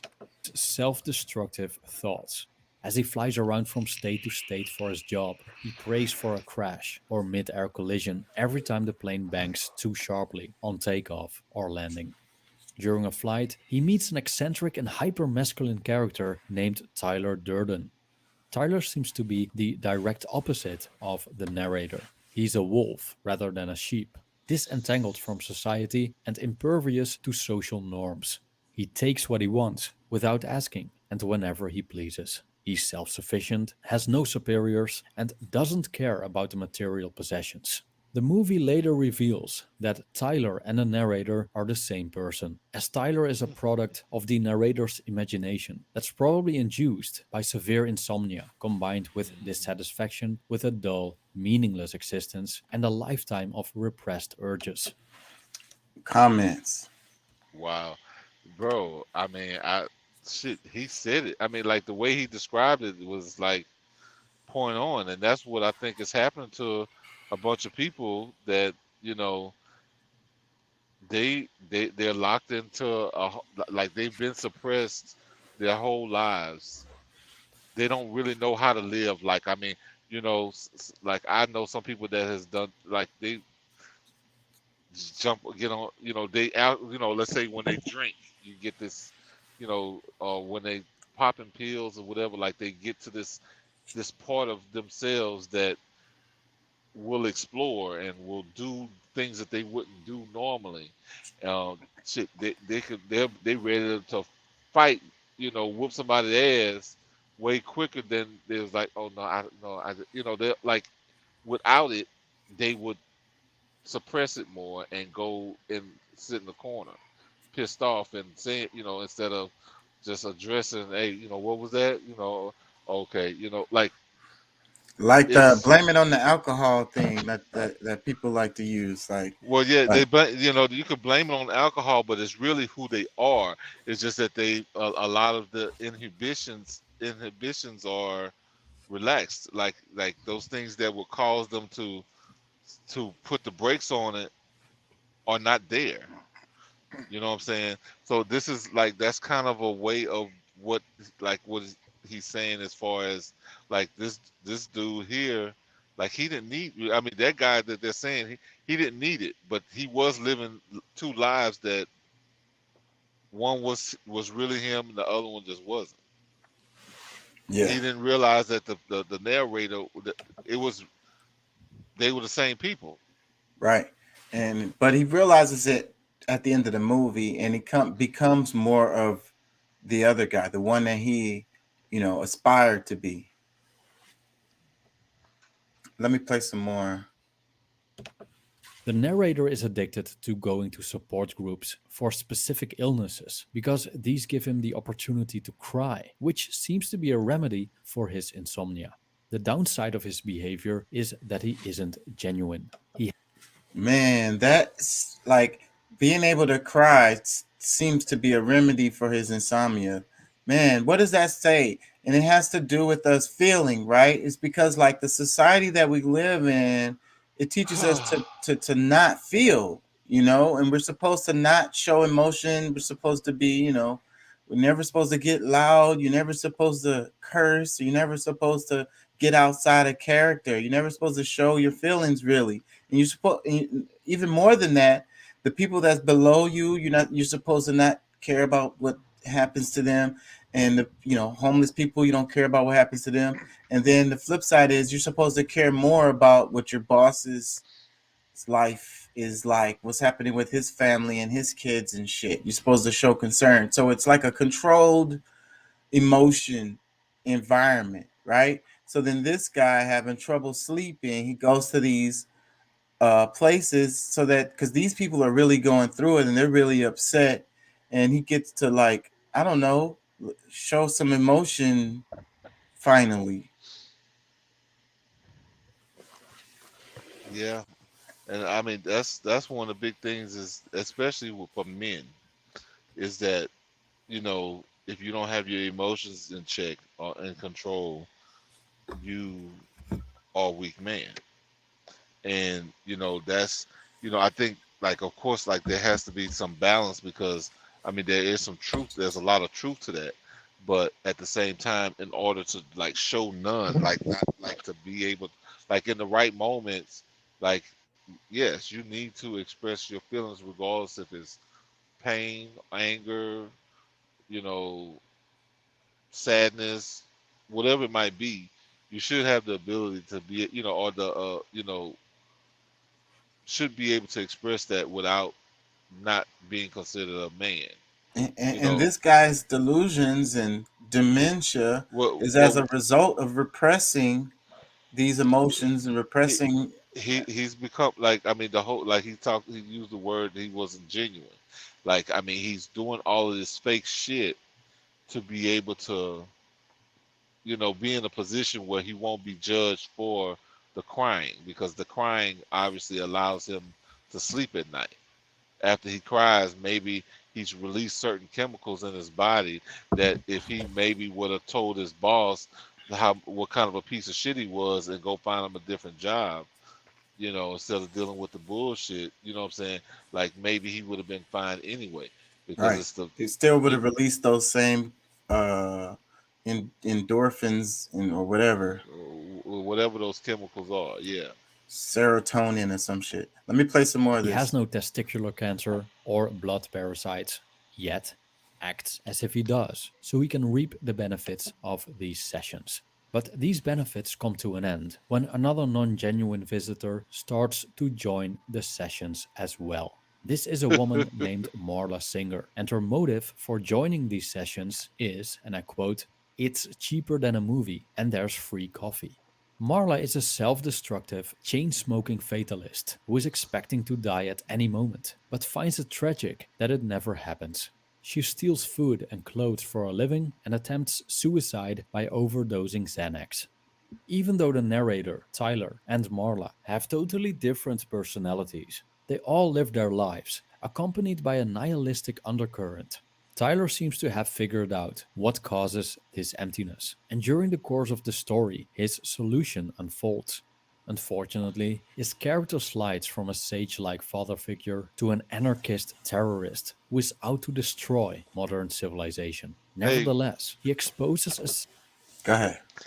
Yeah, before I forget this, because like the what's running through my mind right now is like I think that because we use the Fight Club is a great subject, like everything that it's talking about, but the people who I think that that they may not go to the Fight Club, but they go to the nightclub and find women or men that they can express their anger or their like their sexual they use the sexual energy in order to release some of these things that this guy would use as Fight Club. So I mean if it's what I'm saying, like I think we just need to I just wanted to kind of open the door that like that's probably even a bigger problem today than seeing somebody with the fights because they're using sex or being with different people, can't keep relationships, can't do all these different things because they haven't learned how to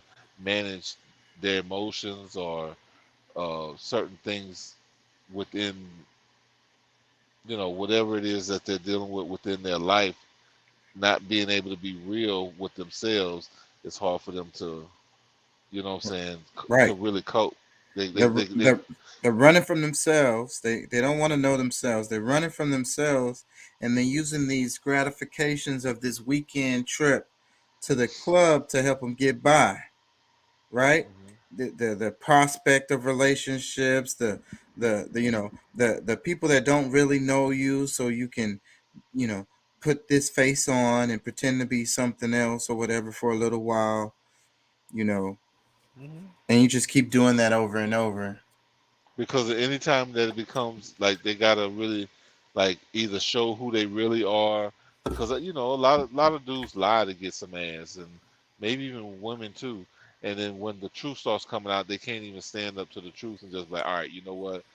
Look, you cool people, I like you or whatever, and this is not my real life. I do this, I do that, whatever, blah blah blah, and give them a chance for them to, either accept you or not. No, they just I blow was about you to up. say they don't even get that far. They're just gonna bounce because they don't want to Yeah, have that conversation at all. well, a lot of that, but that's what I'm saying. Like instead of doing that, they will shut off like what could have been great relationships if they could first be honest with themselves and accept themselves for who they are, and then uh you know that way when you do meet somebody, you're already secure with who you are. If they don't like it, fuck you. You know what I'm saying? I mean, you can get on down the road, it don't matter, like, but And then how you gonna find somebody that genuinely likes you if you don't ever show who you are to that person? it's not gonna happen. It's never gonna happen. I mean, at some point, because I mean, people, regardless of who we are, we have expectations, and once you build up a certain thing with a person, they believe this is who you are, and then the once they are able to see the real person, in most cases, it's not that they wouldn't have liked you to begin with, but because you can't even stand up to that's who you are, like you're not trustworthy. Yeah, that's a problem. It's a red flag. Let me play some more. Series of harsh realities about modern life that are worth contemplating. The anti-consumerist stance of Tyler Durden becomes obvious when he verbalizes his concern about the modern way of life. Shortly after the narrator meets Tyler, he discovers that his apartment went up in flames.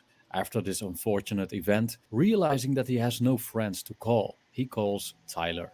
The two meet, and the narrator complains about losing his furniture and his respectable and almost complete wardrobe.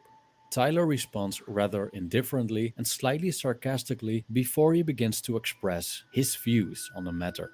I quote, "We're consumers. We are byproducts of a lifestyle obsession. Murder, crime, poverty, these things don't concern me. What concerns me are celebrity magazines, television with 500 channels, some guy's name on my underwear, Rogaine, Viagra, Olestra."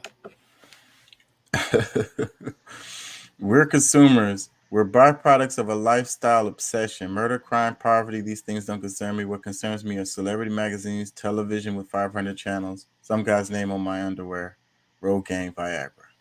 Wow, it's fucking. How many people, in the world would probably completely agree with this philosophy?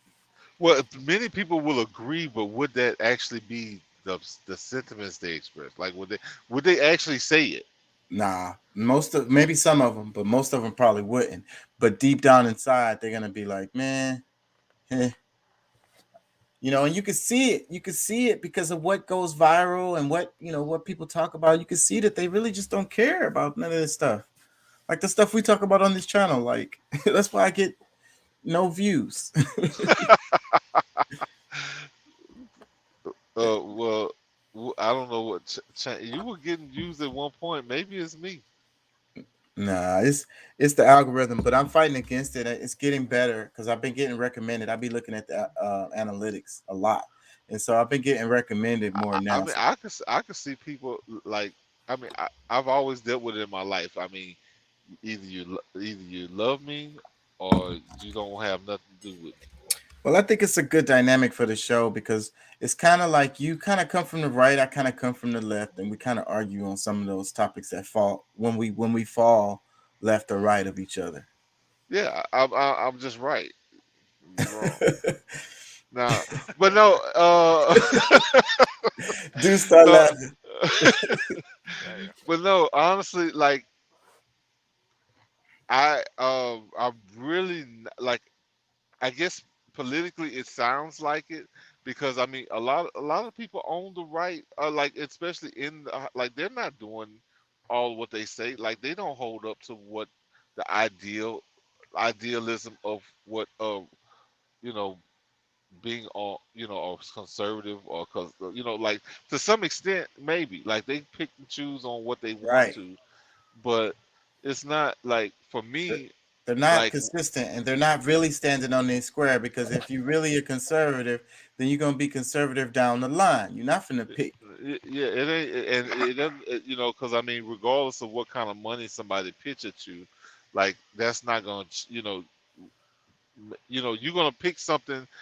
Like if you're gonna get behind something and take money for it, it's gonna be something that you believe in instead of just something that's because I mean I can see how for somebody like they're trying to protect their family and this is whatever they make decisions. And like I said, at some point, like I think all government needs to change out at some point, like having a system where like there's no term limits, like that's just not healthy for anybody. Like I mean, like when you gotta if you can only be in the Senate, the House, or whatever, because the House, no, I think the House changes faster than anything, but the Senate, they're there for who knows however long they want to be, 50 years. Forever. It's because Yeah, they don't come back around for another 6 years, and yeah, the House is every 2 years, so that's the a- real reason. yeah. See, and the thing about that is, all right, it comes around every 6 years, but after them 6 years, they should be done.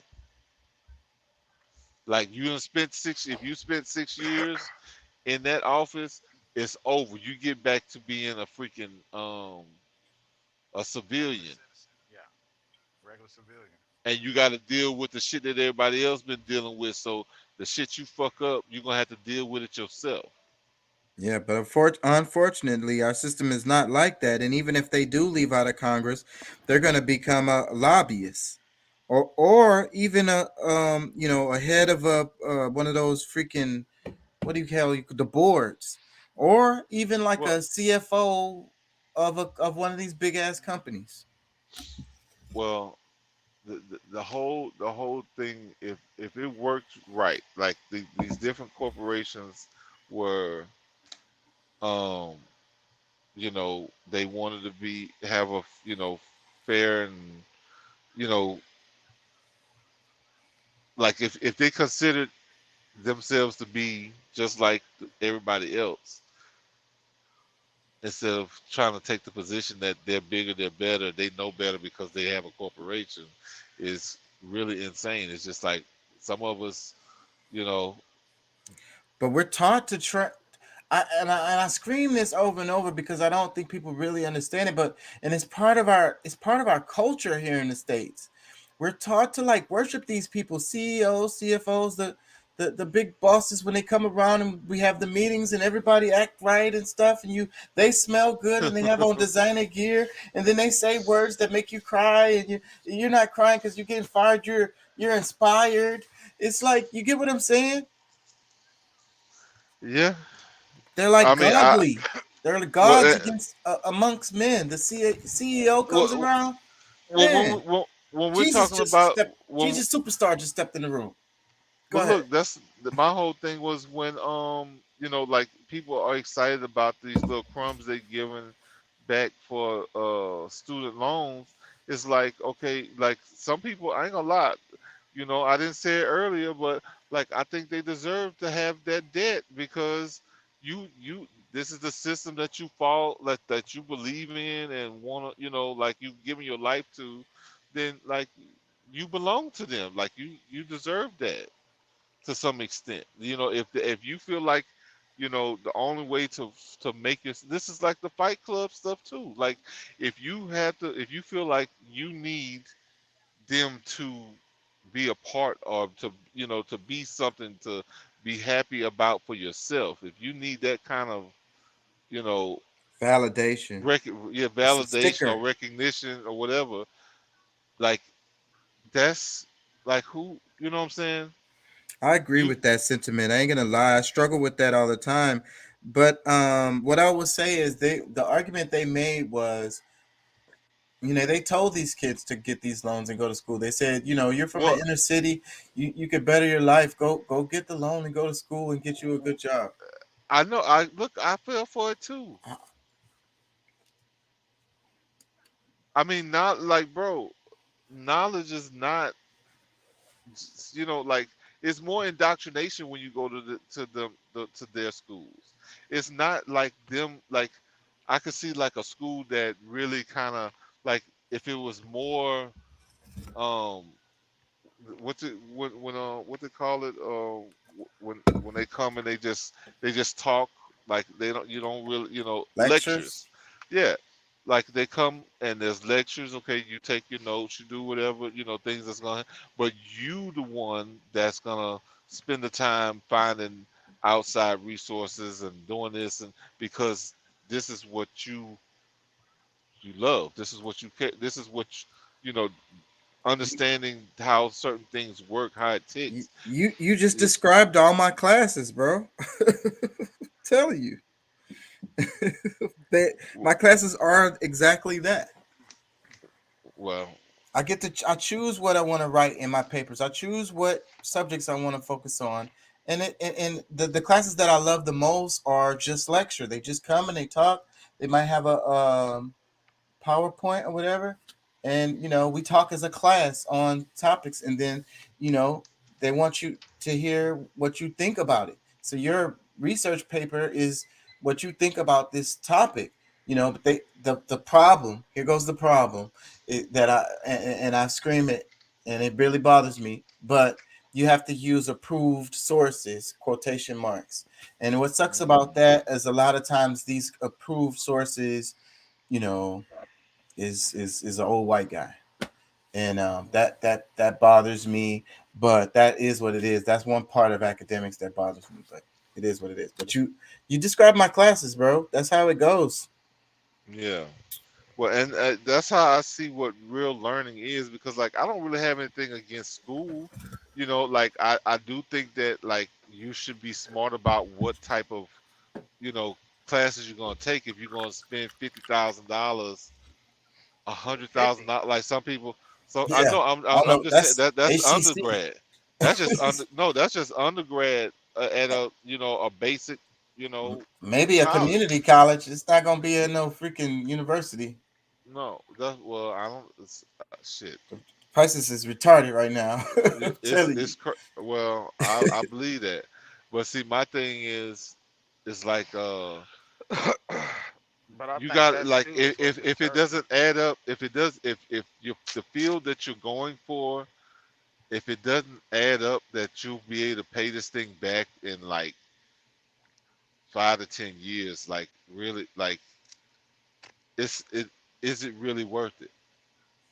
Like Yeah. if you're not gonna have the salary, like I mean, you just because you're trying to obtain the knowledge through these people, because I mean the same knowledge that you can get from the school, you can go get it from the library. You Yeah. can you can find, what I'm saying. So it's not so much the what you're learning, how you're learning it. It's more so who you learn it from. It's what most people are looking at. Like who's gonna vouch for you, and like who's gonna give you a job, I guess. Like that's what And that's matters what is it more comes important. down to. And it's fucking that's the real reason why people go and get the sticker, you know, Yeah, I mean, but is you going to because them for a job, right. I mean, you going to They're them like, for a oh, you got a job. sticker from us. So okay, Yeah, yeah. We want the guy with the sticker. That one. Yeah. You got a sticker on your you. yeah. Man, this shit crazy, bro.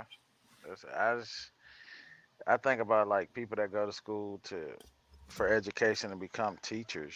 Like I don't even know what their 4-year degree costs them. I'm pretty sure it's a The couple hundred same as thousand. it does for a chemical engineer or a doctor, or well, not well, no, those are maybe a little bit long. Well, chemical engineer, because they only, I mean, unless they go get a master's or something, but it's the same. And that's the part. Like, I mean, I know people I went to school with that was going to be like a counselor, which I think that that shouldn't be something that's offered at a university where you go pay full price. It should be offered at a 2-year, or like even if it's 4 years, you only paying like Well, 1,000 or 2,000 a year or something like that. well, Where here's my argument about on that is what about quality of life? So how happy are these people who went to school for the engineering, got a job in engineering and making freaking 250,000 a year? Are I they don't are know. they I don't understand. happier? Are they happier than the person who got the social worker job and is making 65 a year and is out there doing their social work stuff because they wanted to do it, not because they wanted I, to make I money? no, I think so. You I know, mean, it depends there's a on lot you of as the there's a lot individual, of though. stress. There's probably more stress that's involved in it because you're responsible for you know uh, a lot of money. Like whatever the business that you're working for and whatever holdings they have. Yeah, like that's probably some stress that comes from it. But like they're able to live their life without like if you making 250, you making 150. You able to live comfortably. At least up to this point. Maybe it's more. You might need a little more now, but you can live comfortably, go on vacations, you can do all these different things, making that kind of money. But if you only making $20,000-$30,000 a year, I mean, you might be able to go on a trip every 5 years. You Yeah, know what I'm but saying? but that's all about perspective. And what if that person that's making the 150, 250 a year, the job consumes their life? They get phone Well, calls when they're on vacation. They don't really get nights and weekends off because they're working. yeah. I mean, a lot of them are workaholics, and that's like they couldn't see themselves doing anything differently. Like, I'm the type. When I'm done, when I'm off, like, don't talk, don't. I mean, like, what you calling me for? That's You one know of what I'm the saying? issues. Like, that's one of the issues me and my wife kind of having, because it's like when I'm away, I'm working my ass off. I'm I'm up at 2:30 in the afternoon, and I don't lay back down till like 7, 8 o'clock the following morning. You know, when I'm at work, and then it's like when I come home, I want to feel normal. I want to get on my tablet. I want to scroll on Instagram or TikTok or whatever, or maybe Am I catch the one of only one the that's still on shows. Facebook? I'm on Probably. Facebook too, or I Oh, like catch like a movie or something like on Prime Video or something, and whereas she is like, okay, we're in two opposite worlds because it's like, I'm up in the morning at 5 o'clock, then I'm getting the kids ready, and then we're off for our day. And when I come home 7, 8 o'clock, I'm exhausted. I'm ready to go take a shower, lay down, go to bed, and me being at home, I'm still up like right now. So it's like just trying to create that balance. And sometimes I get the point that Chalk is trying to drive, because my job and what I do, it does consume me because it's like when I'm away, it's work, work, work. I have time for nothing else. Work, sleep, work, sleep, work, sleep. That's it. When I same come here. home, this is my opportunity to try to enjoy what I'm working for. Hmm. Trying to, feel normal for a day or two that I may have off, because it's like today is my first off day. This really the only day I really get to enjoy myself because tomorrow I'm off tomorrow, but tomorrow is pretty much half of that day is spent on me preparing to leave for work on Sunday. You Yeah. know what I'm saying? And it's like, okay, damn, you know, uh, it's like, damn, I definitely get her point where it's like, well, damn, man, I know you want to feel normal, but I want to feel you next to me in the bed, you know, at some point, So, And then what y'all fighting against with that is like your body clock too, because you're on that time frame of going to sleep late, Well, well, I'm gonna tell you being something, up at night. and I'm not telling you, you married and stuff like, but I was dating this girl that claimed they wanted me there and this, that, and the other, but you know, there was no effort. Like, I mean, if you want to see me at home more, okay, like, I'm shit. I'm an investor as it is. I will invest, but you got to do what you say you're gonna do. And if you not doing something that's gonna help me get back, be able to, not have to go out here and do this one thing. Like, I can hire somebody to drive my truck, but like if you're not being a real teammate, trying to help me, like move the needle, like I mean, for me, I had to look at it like, all right, Yeah, that's just like that's you an not.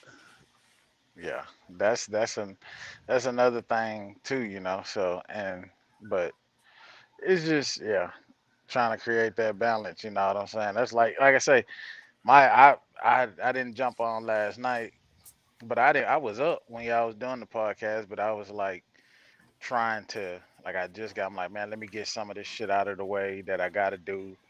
Then shit, before I know it, man, it was like 2:30, 3 o'clock in the morning. That's You how it know, happens.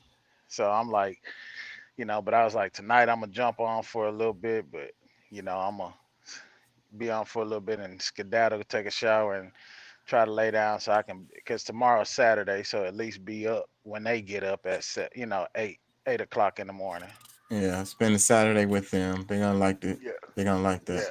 Saturday yeah. when Because the if cartoons I still stay come up on. to 3 o'clock in the morning, shit, bro, it'd be 11, 12 o'clock. So I'm like, you know what? I can't do that shit. We already had this discussion. I Yeah, gotta compromise somewhere. I, So I can't stay on too late either. I got to work a double tomorrow. So, but did you when I was saying you heard me say the title of the show, "Time Tells the Truth"? What do you think about that, Deuce? uh I mean, I guess in some instances, time could, I guess that could be true. It I it mean, and what perspective are you coming from when you say time tells the truth? Well, well, time Because I tells honestly, the feel truth. like I've, in all huh? perspectives, honestly, in all situations, honestly, like really across the board. I mean, Well, the because you problem. have the perspective where Go ahead. when COVID hit, you had people that seemed to be happily married, but because their careers drove them outside of the house all the time, and they're coming in when they meet up with each other, it's 7, 8 o'clock at night, and it's time to have dinner, maybe have a little sex and go to bed. And then COVID hit, and now they're forced to be in the house with each other, and they're getting all the time that they both wanted, and then they both realize, damn, you know what? I don't really like this person. Yeah, I don't really want to be married no more. And then because divorces went through the fucking roof when they first did the first shutdown, Well, I mean, but and you so got to think of the mindset that it was putting people in is because it's like, damn, the world. You know what I'm saying? Like, if it ain't real, like, and that's what I think most people like when we talk about the whole idea about time. Time telling us truth is still based on that person wanting to accept the truth. Because I mean, I mean, shoot, you can have the truth right now. You don't have to wait. But mhm. for a lot of people, that's what it is. Like they're not accepting of the reality, living in some falsetto world, and you know, I think it, people it just don't realize honestly what they truly want. I think they have a certain situation going on, a relationship, and it's like, man, this is it. This is what I truly want. Then at the end of the day, it's it's it's it's like a it's like me, for instance, who smoked cigarettes for years, and I'm like, man, I want to quit smoking, but instead of quitting smoking, I went and picked up vaping. So I'm substituting, in place for something that I was addicted to, cigarettes. So I think that's what people do in life as it pertains to their relationships and the person that they with, because it's like the minute this person evolves and grow, all of a sudden, oh man, you changed. Like you're not the same person. I don't like this new person. It's like I'm still the same person. I'm just woke. I don't view but and you're see not. things the way that I But used but to. see, I'm on a different journey. I mean, because I mean, for us, we see ourselves as the same person, and that our growth is just like natural, like that's a natural growth. But for others, like the way that they've seen you and the way that they've been able to use you within their life changes, then you know like, oh wait a minute, he's not, he, wait a minute, he don't accept the way I do this or that no more, or he wants me to grow with him. You know what I'm saying? Like, that's you know what I'm saying? Like, that becomes that's where the problem really lies, is, you know, your expectations. Like, okay, if you're growing, like, the people around you, you want them to grow too. But then when they're like, wait a minute, like, I didn't sign up for this growing shit. I just, you know what I'm saying? Yeah. Look, I just want to, party and bullshit. You know what I'm saying? So that's what really the problem is. Yeah. It's crazy, bro. It's definitely it's there. So I mean, from that perspective, I would say the title of the show would be true, because I mean we know we see this happen all the time, whether it's on the TV or close friends or relatives, or we all know somebody that all of a sudden they were happy, then all of a sudden it's like, we're getting a divorce. And it's like, why? And then that's when everything starts unveiling itself. So I guess so. But when you're not being real with the people around you, that's those changes.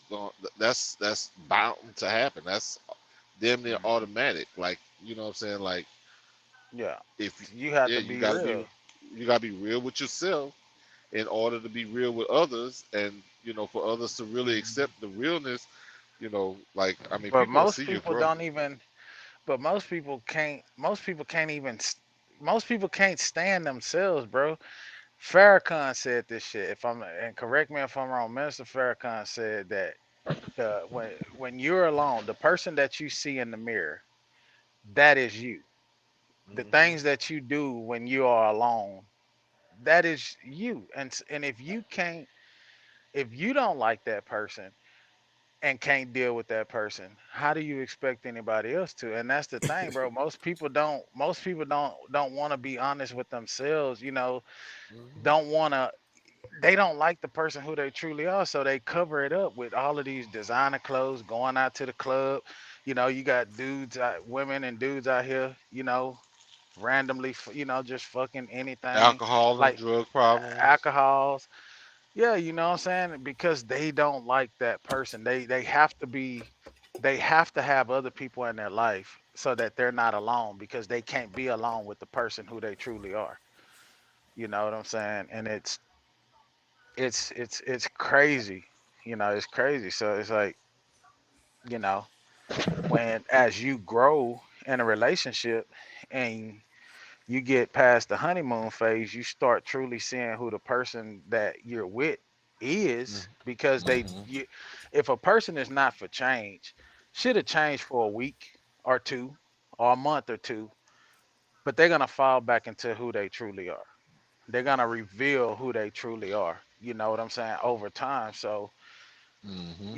we see that shit all the time. So it's like, yeah, I would definitely have to agree with the title, bro. Like, I feel like time does tell the truth, because you're gonna find out that person is gonna reveal who they are. And you be sitting back looking, and you be like, God damn, bro, I'm married to a fucking narcissist. Like, this this person has kept me away from everybody, all of family, friends, and don't it's always a problem when I try to go around my people, this or this or that. You start realizing, like, damn, this is who this person is. You know, so it's Hmm. just, yeah, Yeah, I think it's crazy, bro. I think it's more than relationships too, like, cause like, the whole thing with the pandemic and all the information that's coming out with that now.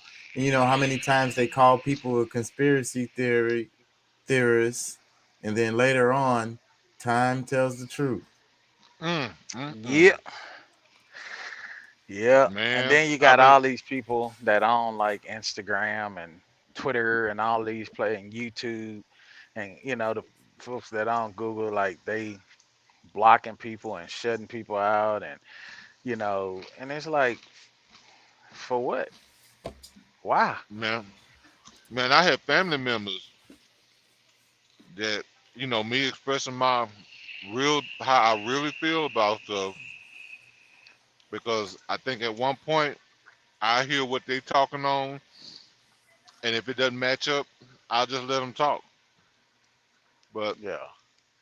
I got to the point where it's like y'all really. I mean, to me, it seems that because if I'm missing something, I want somebody. Look, let's talk about it. Don't get angry, and then you say some bullshit, and then start trying to accuse me of being something like something else.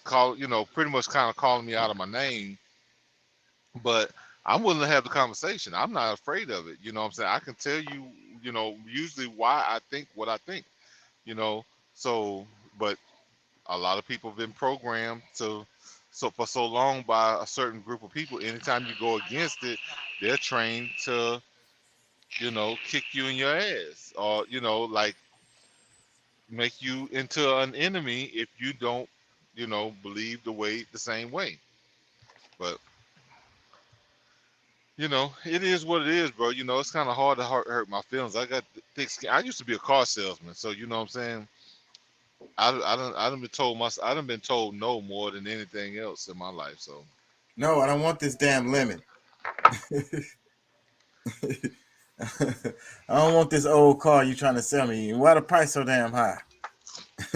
Look, I was trying to be nice, but that's the only thing you can afford. And you go down the street somewhere else and let them pull your credit, you might not be able to get shit. So come sit your ass down. If you want to ride, you can look. This decision is gonna let you know whether you got a car or if you're gonna catch the bike or bus. Or a ride with somebody. You know what I'm saying? If you want your mama still come pick you up and take you everywhere you need to go.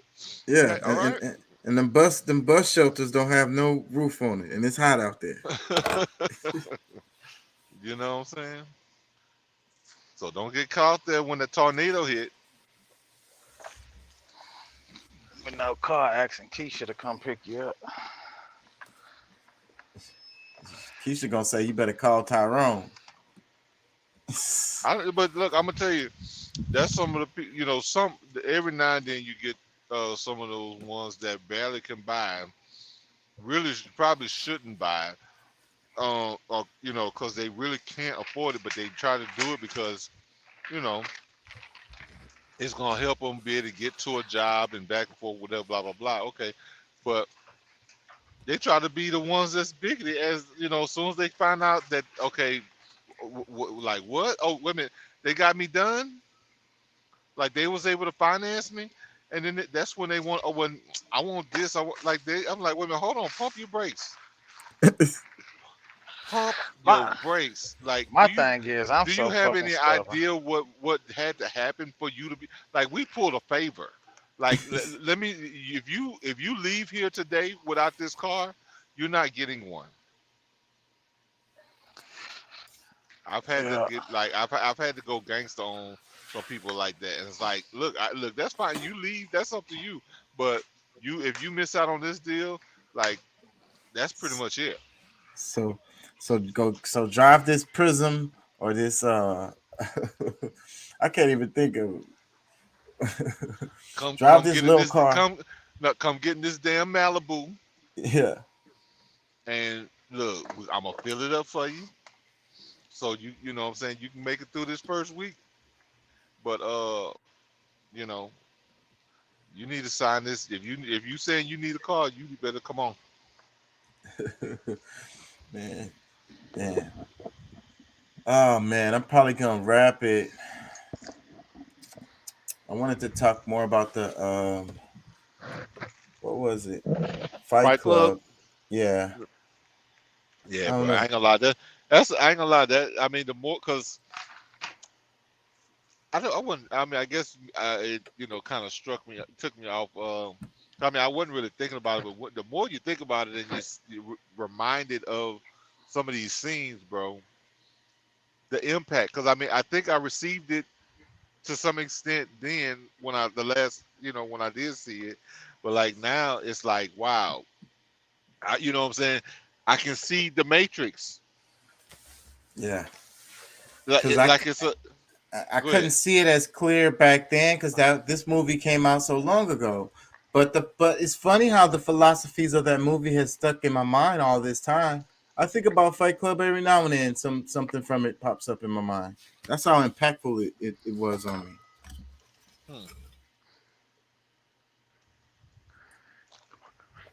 It really was. I might have to go back and watch it again. I wonder where they have it. I already said that. Like, I don't know where it's playing at, but yeah, I might have to find it somewhere. I might have to look on IPTV.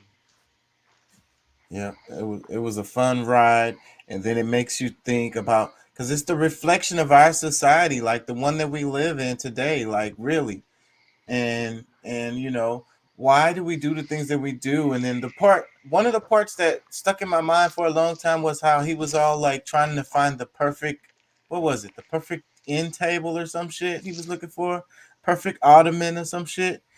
And that's what we do. Is like so many people I know are like that, and it's like they're miserable as hell if they're like they're consumed with finding this like consumer item that's going to be perfect and fit in their life and make their life so perfect. I guess. I don't know. I don't quite identify to that extent, but he identified to that extent. I mean, as far as like I don't think I'm that. Yeah, yes, nigga. Yeah. Bougie ass nigga, huh? Bourgeoisie ass nigga. Man, Chaka, you'd have been to my house, bro. I ain't, boy. You okay? That's fine. That's good for the pod. All right. Yeah. He got fountains. He got flowing fountains in his living room and shit. Hell yeah. This nigga here go home. He got chicks in the living room, nigga. They pouring champagne down for this nigga to fill his glass with shit. He got marble staircases and shit. I did have a chocolate fountain. Yeah, I bet you did. I had a couple of them motherfuckers too. Oh, and they drip for real.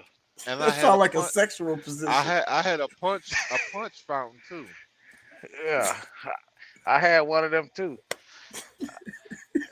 Yeah, I'd have made a bitch float nothing but champagne. Goddamn, man.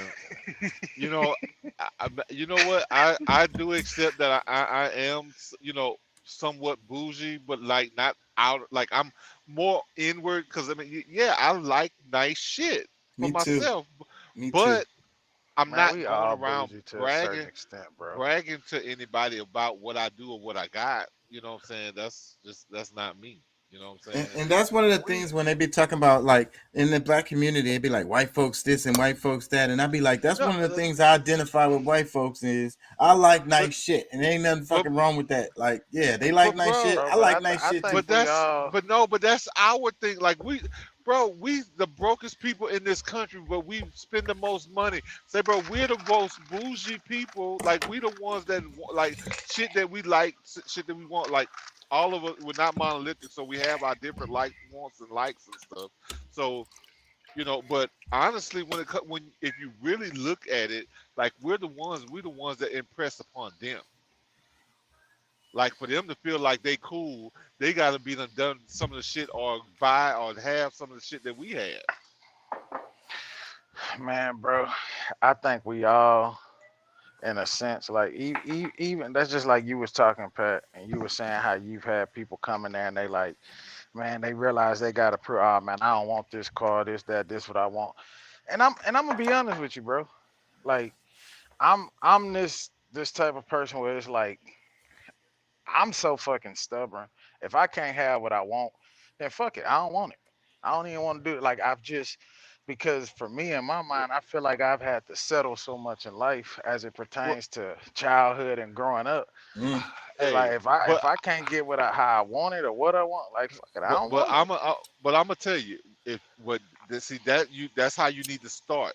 That's how you need to come in the door. Like, hey, and that's what I do. This. Okay, that's what I'm saying. It's people that's like, man, look, I got $1,500. put a down payment and this, that, blah, blah, blah. Help me get, help me get rolling. First of all, I So don't tell what? them motherfuckers So shit. When they yeah, ask me for money down, I'm like, look here, I post date you a check for what? 1,500 this week. It's gonna come out this week on this day, and then I'm gonna send you another 500 after that. Can you make this What? deal work? That's how I'm Well, coming with it. Fuck it, I ain't finna give you my liquid cash up front. You got me fucked up. I'm just giving an example, of one of the people, because I mean that's not the real part. I mean, when you come in there and you ask, like, you almost like begging for help so that you can be able to get some transportation. But then when you get to the point where, okay, all right, we worked that part out, we can get you into a car. Then now it's like, nah, I don't want that. Yeah, I'll I shoot don't up. really want that Civic. Can I get that Accord? Y'all sure y'all can't swing? I know y'all can swing a deal on this Accord. Man, come on, man. Y'all got all these goddamn cars out here. Y'all can't sell an Accord to Yeah, me? yeah. Really? Give me Like, the no, range. I want the motherfucker. Range The Rover. bank Give me is that only range. approving you for 15 grand due to your credit. You have some credit, but it's not enough. No, I Like, you want don't. that. Are you a But complete but ghost in the but system? I but Never want look, that look, charged Panamera. but anything? listen, like that. There's things that they don't understand, is because, like, look, this BMW costs the same amount as this Camry. Yeah. I was like, yeah, but the BMW is 4 years old. The Camry is one. Hmm. You know That's what I'm what Hmm. the saying? Like, banks are looking at. The banks are looking at. They assessing. We're not finna give you a 4 year old. Like, that's like if you go in there for a used car, 9 times out of 10, if your credit is shit, they looking they at the not. risk involved. They gonna try to force Yes, you towards they a not, brand new car that's gonna be because they worth don't care something about the if they have to BMW name. repossess you. They don't care Yeah. about the name. It's more so, all right, the value that it holds, and then, like, cause okay, 300,000 let's say, miles on that hoe already. well, I mean, well, it could have been low miles. It could have been 50, 60,000 miles, or whatever, 75,000 miles after 3 years, 4 years, or whatever. But the main thing is I forget the actual term for it, but it's really like, okay, if the age, Loan the to amount, value. Loan to value. LTV. yeah, LTV, that's it. Yeah, you hit it. I know So it's my like, shit. yeah. So it's w- w- you can see the same price. That the same price don't mean shit, and that's the thing. You have to go put them through class and this, that, and the other. And hey, if you're gonna be crazy and miss your window of opportunity, because if you do right with this one, the next one you shouldn't have no real problems with. Yeah. And I'm gonna tell you something else.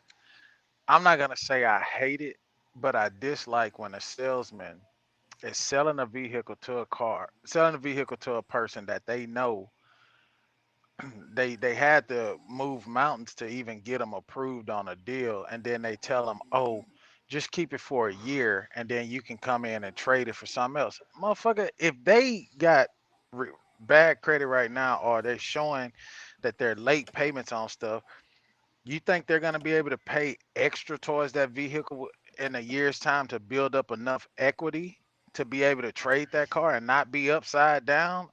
Like, they're not gonna be able to do that shit. Like, so don't just tell them, hey, you got to tell them how you can flip this car in a year by paying. You got to pay extra, maybe sometime extra car note, this, that, within that year's time to build up enough equity in that vehicle. If not, you're going to be upside down like a motherfucker trying to trade for something else. Especially if Well, they only value in your car. Let's say you finance a car for 15, after finance charges, you at 21,000, and then you come back in the year and you back down around 15, and the dealership is saying, well, we only gonna give you 11, and you don't have the money to cover that other balance. They gonna tack that shit onto the existing new, vehicle.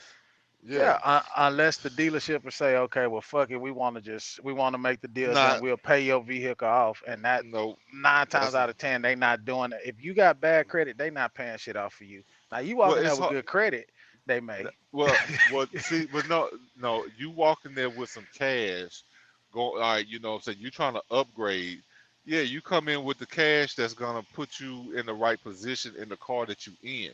Cause like in most cases you may not need the money to buy the new car. It's depending on the position you in on the one that you're trying to trade in. That's in most cases that's usually the bigger problem. Yeah. But you know, Uh, but Wait, yeah, wait, I wait. mean, Let me play this clip. The lady who went viral about being her appearance in the classroom, she has a comment. She said, not guys. It's not majority women. It's really not. It's not. Mm-mm. It is not. Isn't that crazy? You would think so, right? No. No, no, no, no. I have seen some men say some crazy stuff, and I'm just like, and not like the nasty pervy stuff. I'm talking about some crazy, mean, disrespectful, wild things. Like, what the fuck bro, I'm a wrong with the teacher. way What are you she doing? I teach dressed? It's babies. showing her ass. No It kid ain't is sitting in showing my her ass. classroom thinking that stuff. I would be. Like, what are you talking about? so, Nah, so they, the, Fine as fuck though. it says the teacher who went viral after some asked her to be fired due to her appearance in the classroom says the majority of hate comes from the men. Dun dun dun. That's because they because mad they can't get her. yeah, she don't want to be my little. I don't see anything wrong with how she's dressed, bro. That's how Well, teachers. Hell, when I was in school, that's how my teachers dressed. Them long and ass I dresses like that with them kind of shirts or blouse or whatever you call it. well, You it's an remember nigga at insult. Shady It's an Deal? insult to God, bro. I think it's an insult to God to talk about this woman. Or she's a teacher, and because God made her what she is. I mean, even if she did surgery, I don't care. Like, I mean, whatever the deal is, like, just let the woman teach. And like, if your kid is distracted, you need to teach them. Like, this is a good time to teach them how to not get distracted. But I'm gonna tell you, like, Just don't ask me to stand up. yeah, I'm not. Look, don't ask me to come to the board. I can help work out the problem from God here. damn, look at that. Ooh, Lord. That look like that shit painted on her. Yeah, I don't know if she should wear like skin tight Hey, jeans to look school. here, But look here, nigga. Look here. You in that percentile of the man hating. You just shut the hell But up. she's teaching 5 and 6-year-olds, huh? Yeah, she teaching 5 and 6-year-olds. She ain't teaching little horny motherfuckers like me. I wish my teacher would have gave me some pussy back in the day. They would have never found out. yeah, but this is a professional environment. So in a professional environment, you what is it, business casual or whatever. I think the dress or That's whatever business on the casual. left is fine, but Both I is think the both is skin fine. tight jeans are not. Both is fine. You wouldn't be saying that if that was your professor, nigga. I wouldn't be complaining. But what else is she gonna? Because I mean, she has a small waist and a big ass. I mean, there's no way that you're gonna miss it, no matter what she's wearing. I don't give a damn what she wears. She could have a sheet on. I'm telling you, I'm gonna see that ass. Because I mean, I'm an ass man. Like, you know what I'm saying? Like, and anybody who's fascinated by asses, it don't matter. Like, you could have a hijab on. Hijab, however, yeah. You can have all that stuff all the way down to your ankles. It don't matter. You gonna Like, still see the ass, bro. That's like I had to go to the hospital to do outpatient testing, blood work and EKG one time. And the assistant that came in there, dude, her scrubs were baggy as fuck. She could not hide that ass. It was just she couldn't hide it. And then the print from the front, she could barely hide because she sat down in the little stool and it was just poking. She couldn't hide it. Like some women are just blessed in that manner. yeah, bro. I mean, and I wouldn't be ashamed of it. It just is what it is. I think it's just other people who actually, um, need to learn to deal with their own issues. You know what I'm saying? Whatever that Yeah. may be. Like, the woman is fine. Look, you see it, and you acknowledge it, and just move on. Just go on about your life. Like, you fantasizing about it and not getting it is bothering you. Like, you. That's I'll tell you what happened. the husbands was running up there picking up. They ain't ever want to pick their kid up from preschool, but when they saw the teacher at Meet the Teacher, nigga, every day they in the car ride line. Hey, the wives got mad and told them, y'all better report this. What the hell? Chaka, what you was doing on that video? It was a parody video. It wasn't even what it appeared to be. It was a skit. Did I play this clip with Jamie Foxx? Here, let me play this. I said, whip at that button in my mouth and that whip out a cup in it. My bitch got good pussy. Fly across the country, I finished showing her hops in it. Got me a milli, I did it in jail. I'm still with this shit. I'm a hot nigga. Who he acting like? Huh? I needed some shit with some bop in it. Blow past that whip at that button in my mouth and that whip out a cup in it. My bitch got good pussy. Fly across the country, I finished showing her hops in it. Got me a milli, I did it in jail. I'm still with this shit. I'm a hot nigga. He copying the baby, yeah. Yeah, that was the baby lines. It was funny the way he delivered them. Yeah. That guy's talented, man. It was probably just in between, scenes, is whatever he's working on. They're doing his makeup or whatever, and he's just said character. Yeah. He's just saying some crazy shit to kind of get him deeper into character. Yeah. Yeah. I thought that was funny. Man, I wanted bro. to share. That's crazy. Hey, bro, but I'm gonna hop my ass off here, go shower so I can get in this bed, man. All right, man. I'm about to wrap it anyways. Yeah. All right. Oh, that's Portia. That's a Tubi movie. It's not freaking real. So let me get off of this. Yeah, man. I'm gonna wrap it. It looked like that was you over there handling some business. Like one of your videos leaked out. Shit, I wish. That nigga Chaka always trying to act like it's rough on him to get some ass. That motherfucker probably get more pussy than we all do. He probably got bitches lined up at the bedroom door right now. Chaka, is the Shoot, podcast over? I heard something in the background a little while ago. Yeah. You never know. Yeah. I might have just drove down this and that and picked up one.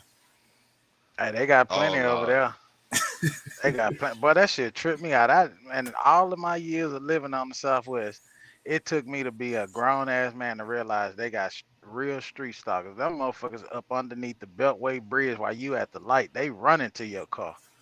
I'm like, what? Really? Ain't nothing ever run to my car.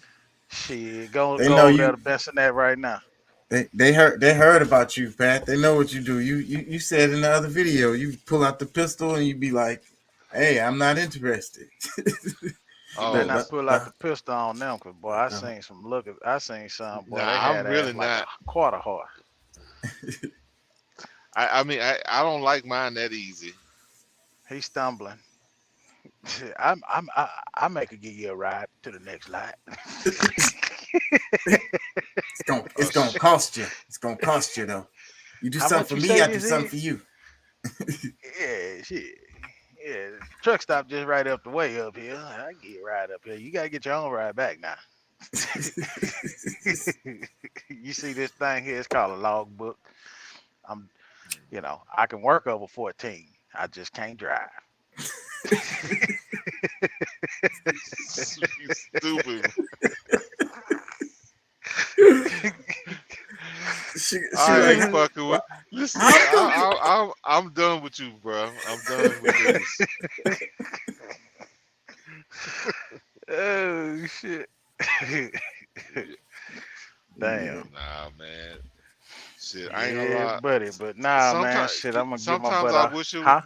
Sometimes I wish I could allow myself to do that, but I'm too judgmental to myself. Like I give anybody else the leeway and no judgment. Hey, it is what it is. But for myself, bro, I can't. I gotta go through all the struggles of spitting some game, even being a big dude. You know what I'm saying? Whether facing some rejection and this, that, and the other. But that's just my style. You know what I'm saying? I don't even like internet. Like I don't even like trying to meet people on the internet. Like it's just don't feel right. Yeah, I can't do it either. A lot of people do it. I can't do it either. It just don't feel right. I agree. I used to scroll on, what is it? The one where you swipe, the dating app. Plenty of Fish.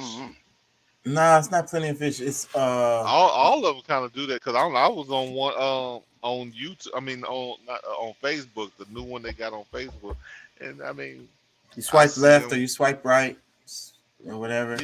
Yeah. I mean you get a match. A lot of them do the same. Do pretty much the same thing. Yeah. Man, just go to farmersonly.com. Find you one. Farmers Only. Yeah, farmersonly.com. Maybe you find you a good wholesome one. You ain't got to worry about putting old Jimmy on there.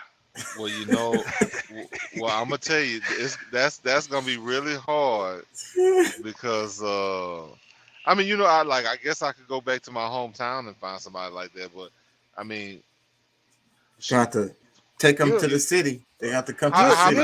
How many you're a truck driver, Pat. How she many may tell you leave that company. How many black farmers you know? Right. It don't matter. Then Karen want that chocolate. Karen? Ain't bearing no damn Karen. But Jessica, Allie, Sally, no, Patty. No. It ain't gonna be no Isabella either. It's gonna be like shit. I get it, Isabella. Me too, bro. She got a Spanish last name. You won't do no Maria. No. Maria, I'm gonna get her. Carolina. I mean, because I mean, if I get the Maria that I really like, she gonna be dark skinned, but she gonna speak Spanish so deep, we ain't gonna be able to communicate. I don't know no damn Spanish.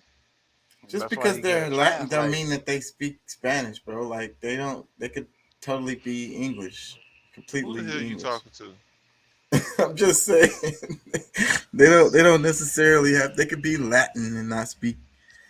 You know, bro. All right, English Brazil, is a Latin language, but for the most part, that's what it really is. Mostly the Spanish that it really speaks to. I mean, every language is derives from Latin to some extent. Or the Romance languages, the ones, the popular damn colonized languages, yeah.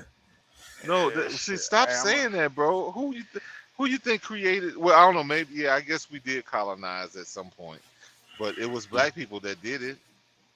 Yeah. I'm gonna have to wrap it, y'all. All the different European languages was created by black people.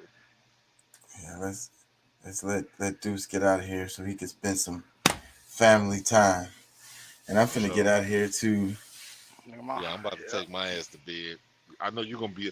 Hey, Patrick was saying something about going live on a game or something. Mortal Kombat. Yeah, I do Mortal Kombat lives. I'm fighting against the algorithm, so I probably will do it for a little while before I go to sleep. I ain't gonna lie, after I get off the show. Hey, I played Mortal Kombat with my son the other day when I was at home on his Xbox. He got the newer one that's on Xbox. Shit, I whooped his ass about 4 rounds. Then he came back and tore my ass up. It's funny, the damn Mortal Kombat lives get more views than these. Well, shit, bro. I think Patrick plays on his computer, on his laptop. He plays Mortal Kombat. Yeah. Oh yeah. Tell him to he's got a couple of different, like the last 3 or 4 of them he has, but